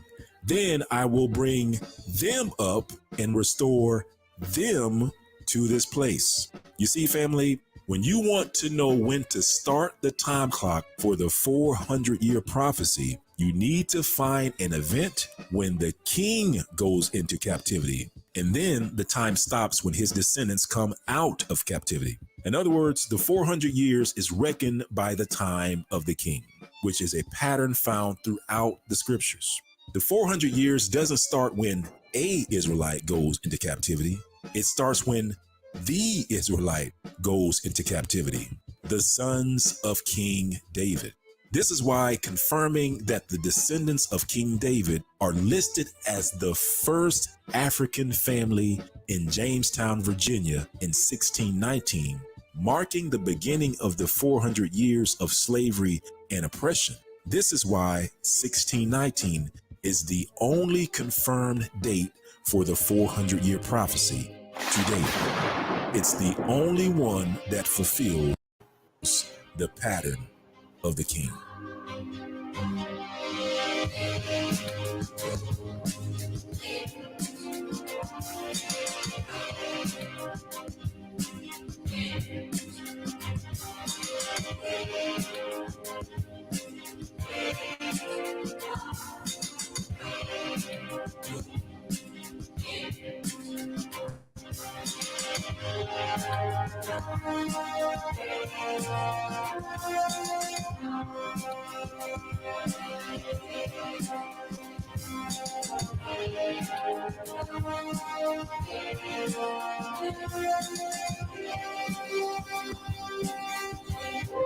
And with that, now you know the truth about 1619 and the landing of Antony and Isabel Negro, the Negros who are the descendants of King David.